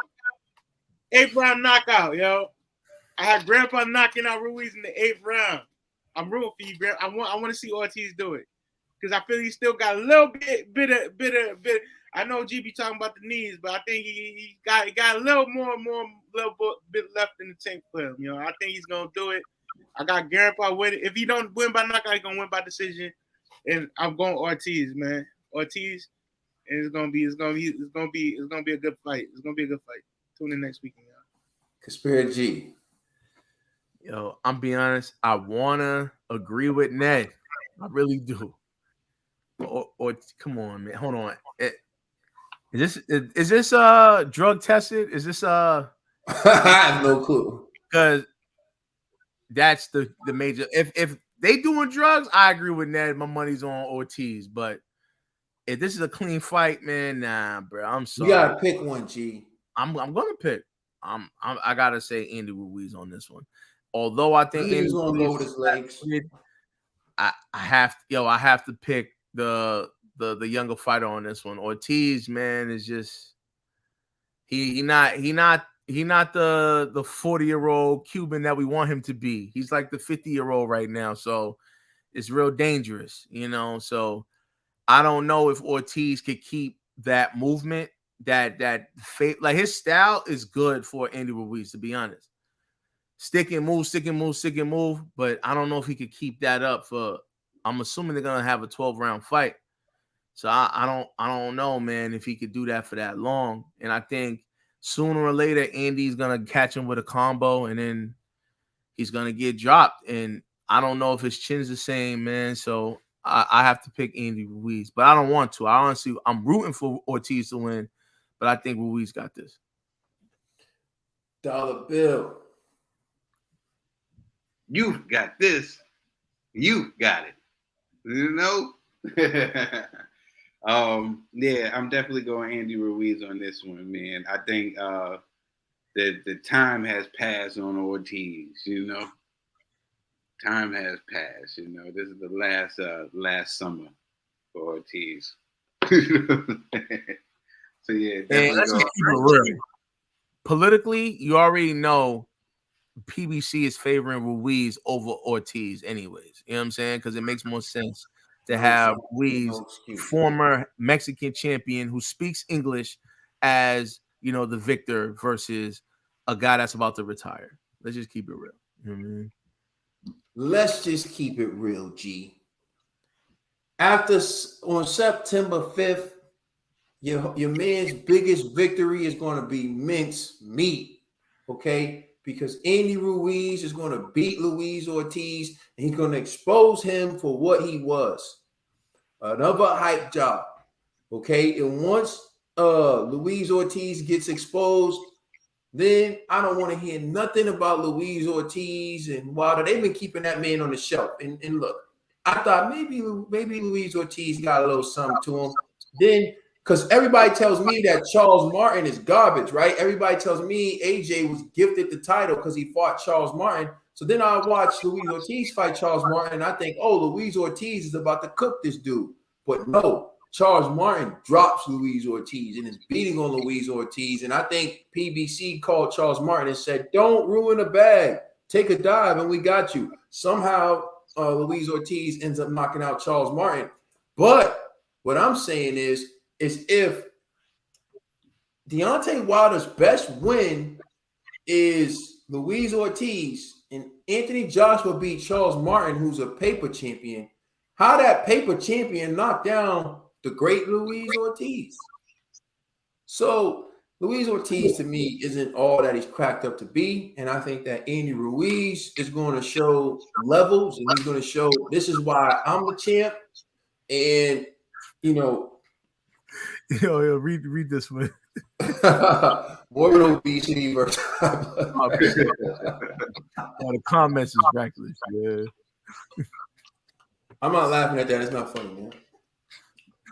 Respect to anybody with those conditions. We just having a good time. But now, listen. In all seriousness, though, it's bad.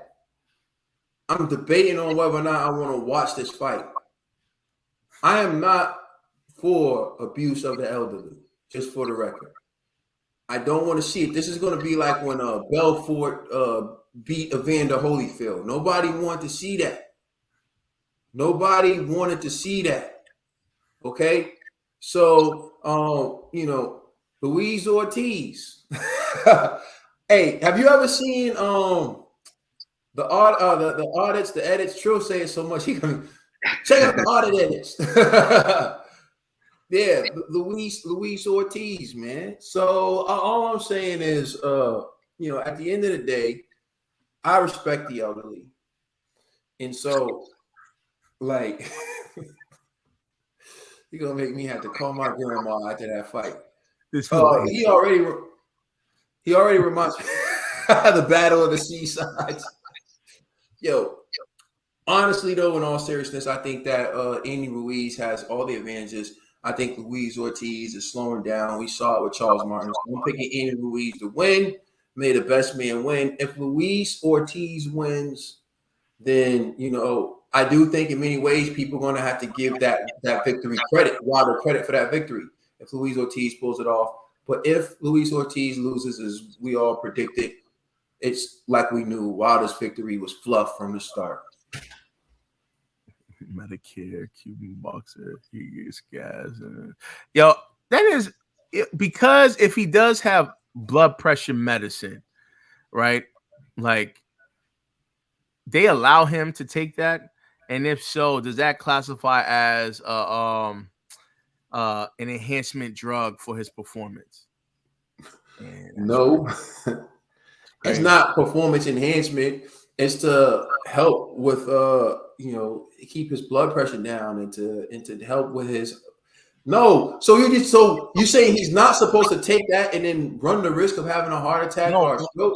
What I'm saying is that's gonna help his performance. You know what I'm saying? So it's gonna help him stay alive. So I agree. No, I agree, but I'm just saying it's like.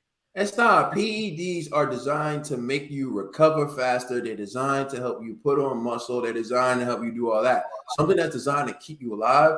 And then ain't even to keep them alive. It's just to make sure that, his levels don't peak. And it's to me, like, that's like saying that, someone who uses an asthma pump is cheating.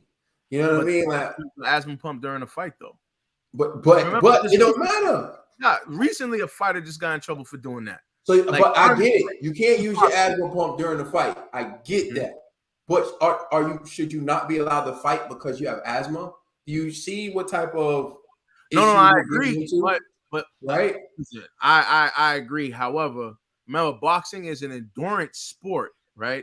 So if guys are allowed to take supplements and things that enhance their endurance. Supplements is medication. No, Let me flip it. Yeah, but I'm saying I agree with you. It is medicated. So because it's medicated, that means now it's legal for you. But for any other fighter, they can't use that same thing. View it differently, G. Put on your work hat for a second, right? If a kid wheelchair couldn't get through a door to their class, right? You got to make that space bigger. Or you got to change. Or you got to ride because you have to allow that kid to go to school, right? The kid once the kid meets the criteria, you can't. As long as someone can perform the essential functions of the job, if they're the most qualified person for the job, then you got to give them the job. Or if someone has a job and they need accommodations, as long as they're reasonable, you can give that person that accommodation, right? Yeah, I'm making the argument: is it reasonable though? Because again, even with the asthma pump scenario, they won't allow you to use the asthma pump during the fight, right? But if a fighter could take blood pressure medicine, right, that's gonna allow him to have more, let's say, more blood cells run through his body. He has more oxygen. So that means his endurance will be increased throughout the 12 rounds. Essentially, you're giving him an advantage that he would normally not have if he didn't take that blood pressure medicine, right? So is it? That's why I'm like, huh? Is it an advantage though? See, this is what I'm saying to you. Like the asthma pump, you're saying like someone using it, they use it and they can't use it through the fight. But is it really advantage for them? I get what you're saying. Luis Ortiz, because he takes the blood pressure medicine, it allows him to function, or maybe even function better than he normally would without it. So say like the standard is this is what he would normally be able to do, even if he didn't have high blood pressure. But say the high blood pressure pills allows him to exceed what he could normally do had he wasn't taking high blood pressure pills. Does he gain an advantage from taking it? Yes. But the question is it a significant advantage to where you should not allow him to fight? You understand what I'm saying? And is it reasonable? Again, like, and I saw Rachel put up there, like they call it like medical exception, right? You think it's fair that for me to pass the bar exam, I had to do the bar exam in a certain amount of time, but someone who has an exception, like a learning exception, gets to get like 2 additional hours, sit in the room by themselves and blah, blah, blah, right? I could sit there and be like, yo, that's not fair, but that's the exception. Now, I don't know the extent of someone's learning disability, the extent of someone's ability to comprehend certain things. The question is, they have the ability to pass that test if you give them these accommodations, right? At the end of the day, I understand what you're saying. I just don't think that for PEDs, their concern is high blood pressure medicine. I think all right, let me just do one last argument. Why do they ban marijuana use? All right. Marijuana use doesn't enhance your performance, right, athletically. You know what I mean? However, they think it affects you somehow. Maybe you could absorb more punches or whatever. So they put that on the list, right? So because it doesn't enhance your recovery. They say it helps with recovery. All right. Well, then, all right, then I'll take. And it does help with recovery because from what I hear, the people who use it say, like, the athletes, they say they prefer that to what the doctors prescribe them. They say, like, yo, this is actually better. It's better for me. The pills that you're giving me give me side effects, or the shots you're giving me give me side effects. Whereas if I just use this marijuana, I actually feel better, right? And they say, no, you can't use it. You got to take these medical pills. So I'm with you, G. It's crazy. Some people saying it's a masking agent. And that's my fear. The blood pressure pills, you could use as an excuse to take steroids, because now you could be like, I'm gonna shoot up in my ass cheek and be like, oh, why is my level so high? It's not because of me cheating. It's because of these blood pressure pills. You see what I'm saying? Dudes do that all the time. It's tricky. Everybody will find an inch just to be this much better in a fight. That's why I'm like, I don't know, man. This seems too fishy, man. You know what I mean? You gonna say something about Bill? Nah, I was just saying the blood pressure pills is tricky because they'll let you know, like, if you're on blood pressure pills, you can't take no other what's the name with them because you're high risk of a heart attack. That's what I'm getting at, G. I'm sorry, go ahead, Darby.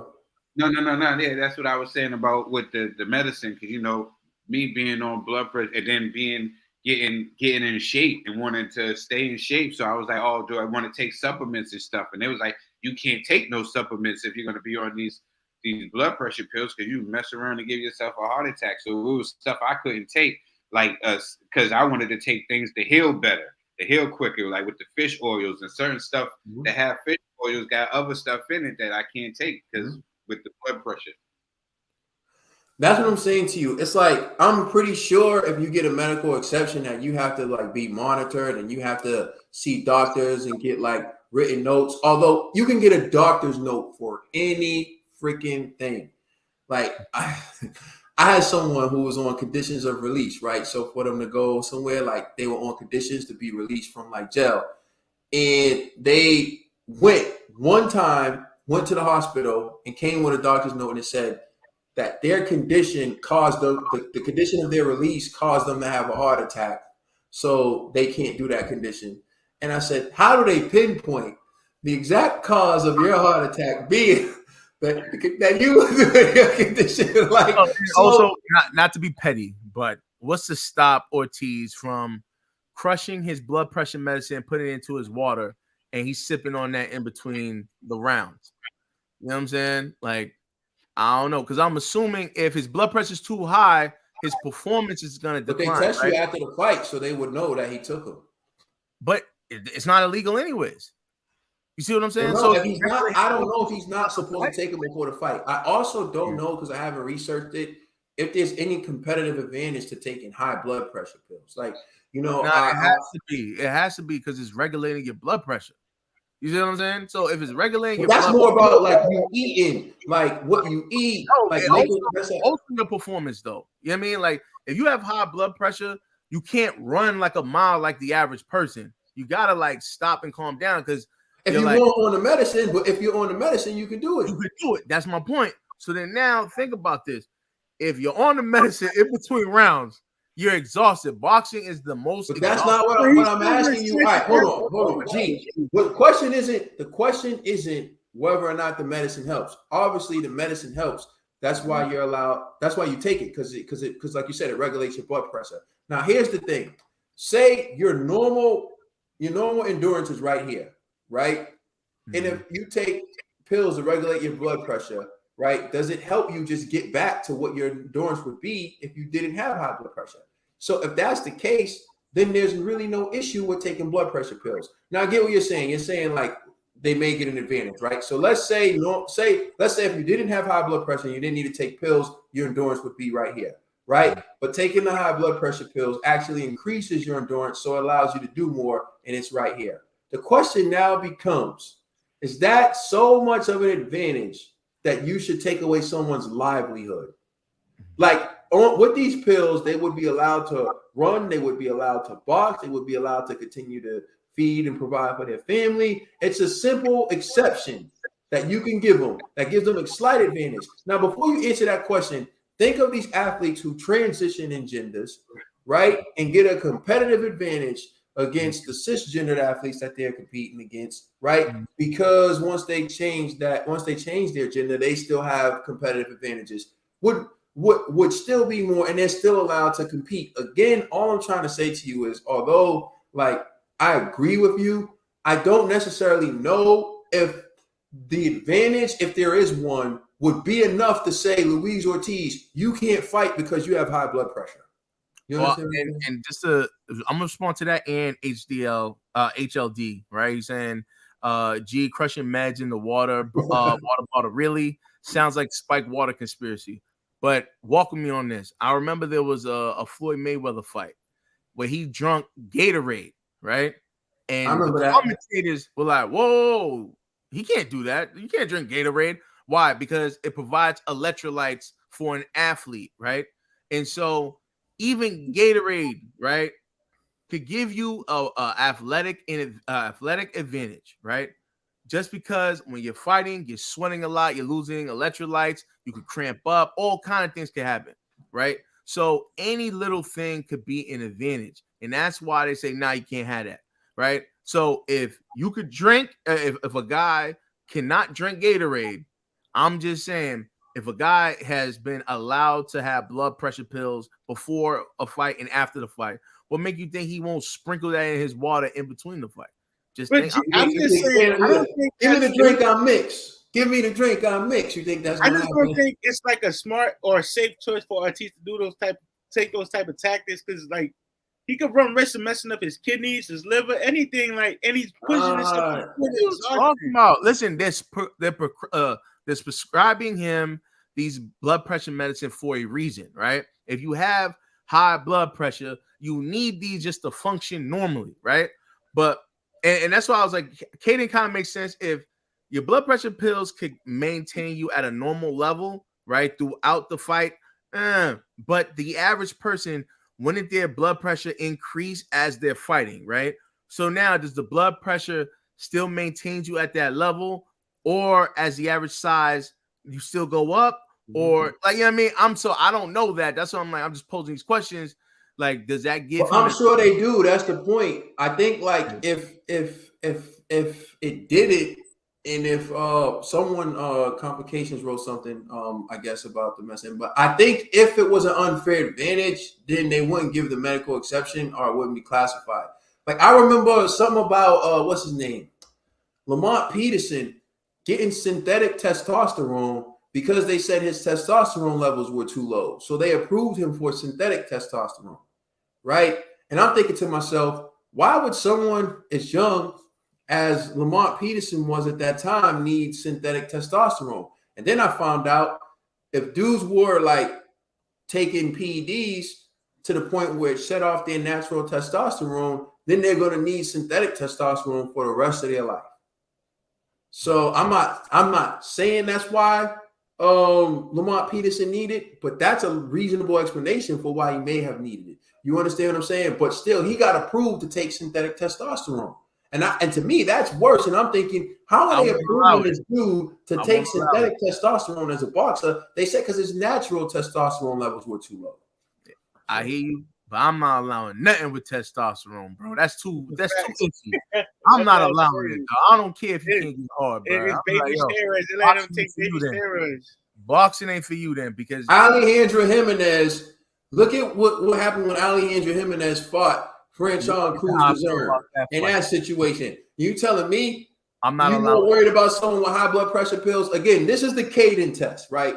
This is the Caden test. You're in the hood and you're about to get into a fight. Or not, I don't want to make it personal. Well, I'll make it personal. You're in the hood and you're about to get into a fight. And they say, Caden, you don't want to fight that dude. And I say to you, why? They say, because he smokes weed. I don't give a ish. I'm going to whoop his ass. Right? Now, you're in the hood and you're about to get into a fight. And they say, Caden, you don't want to fight that dude. And I said, why? They said, because he takes high blood pressure pills. I don't care. I'm still going to fight him. Now, you say, Caden, you don't want to fight that dude. And I said, why? He's on EPO and HGH. Now I'm thinking, all right, maybe I don't want to fight that dude. Now, Caden, you don't want to fight that dude. Why? He's on antibiotic steroids. All right, maybe I don't want to fight that dude. I'm going to leave it alone. Now, Caden, you don't want to fight that dude. What is it? He's on that big Farmer Miller. I'm running automatically. I'm running up. So how about this? A guy who's on both HGH and high blood pressure. I don't necessarily know that the high blood pressure pills has that impact. That's all I'm saying. No, what I'm saying is he's using the high blood pressure as an excuse to take the juice. If that's what he's doing because he has a terrible doctor like the one who wrote that letter for the dude who was on conditions, then I agree with you. It could be. But what I'm saying to you is legitimately, I don't see. I'm trying to think. And like I said, I am not a doctor. I am not an MD, although I did take some biology classes in undergrad. So, but still, I don't have the requisite knowledge to sit here and say to you that I know with absolute certainty. You know what? And I'll take George 164's I guess expertise on this. I don't know. I was posing the question, so I could be wrong. It's looking like there's no advantages for blood pressure meds, and the fact that it makes a person faint and dizzy. I mean, I don't know if no, he's saying low pressure. No, it could be. That could be the side effects. It's not for everybody. He's saying low blood pressure makes you faint and dizzy when blood pressure is up. No. I understand low blood pressure makes you faint and dizzy. So that's what I'm like. Having high blood pressure and the meds make you tired. That's the number one thing that they say. If you're going to take those medicines, take that when you're not no motor vehicles or nothing, because you're going to get drowsy and you're going to go to sleep. Phil, man, you see, we could have been. So him on blood pressure medication might help you. I'm allowed to make a fool of myself this whole segment. You know what I'm saying? Now I was falling back, man. I my piece with, when my doctor was telling me you can't be on that and nothing else, but I'm on Vipamil, and that stuff right there, man, it's like you got to take it at night because you know what I'm saying, it'll make you dizzy and drowsy, and you have to go to sleep. And my man was right. Whoever was saying that it makes you whose father has it makes you go to the bathroom all the time. Like, yeah, man, you're constantly at the bathroom all the time. I don't think it has no enhancing methods to it, Actually, now G got me scared, yo. If Ortiz come in here like hopped up off of blood pressure medication. He's getting knocked up to get knocked out, yo. The cadence test is the test. If you were about to fight someone and they told you they were taking this, would you still fight them or would you want to run away? That's how you know it's a PED. That's the test. I don't know. He's a part. I run away more from. Will not cause any performance enhancement. It's just a regulation blood pressure. All right, hey, listen. What do I know? I'm just saying it was a hypothetical. You know, I thought it was on my Dr. GMD mode, but hey, it is what it is. You know what I mean? We all GMD, watch your mouth, okay? You know what I mean? You was on your conspiracy, you know. I was gonna say, yo, bro. Listen, hold up. What is? Trill, you know this. I spend my life in gyms, bro. I've heard dudes like talk about like freely. These dudes, you know, G, you've been there too. These dudes talk freely about taking all these things and doing all that stuff to their body. And I'm like, why would you want to put yourself through that? I done heard dudes talk about breast milk as an advantage. I done heard dudes talk about all types of crazy things that help you like build muscle. I've never heard high blood pressure pills come up one time. Like you get you know, once you hear guys say, if you dedicated, once I hear dedication come out of Musclehead's mouth, I already know he juiced up. You know what I'm saying? Like that's the dedicated. You can follow like me. This. Yeah, that's the follow me. You know what I mean? Like, man, I'm all set. You know, so man, that's what I like to say, man. I'm self-motivated. You know. Exactly. Exactly. I'm self-motivated. A freak. My man's a freak. He said, "I'll be honest. I like the taste of breast milk." Oh, he is on the PEDs. Go somebody. Oh man, this is crazy. But yeah, that was actually the last topic, everybody. You know. Yeah, man. Thank you for rocking with us, everybody. Man, please like and subscribe. Check us out on Instagram and Twitter, and please check out our podcast on all major streaming services. I'm Trill Dollar Bill. That's G. That's the TBE, and that's Caden up there. You know who we are. Thank you for rocking with us. The Brothers album out now. We the Boxing Bros. Out now.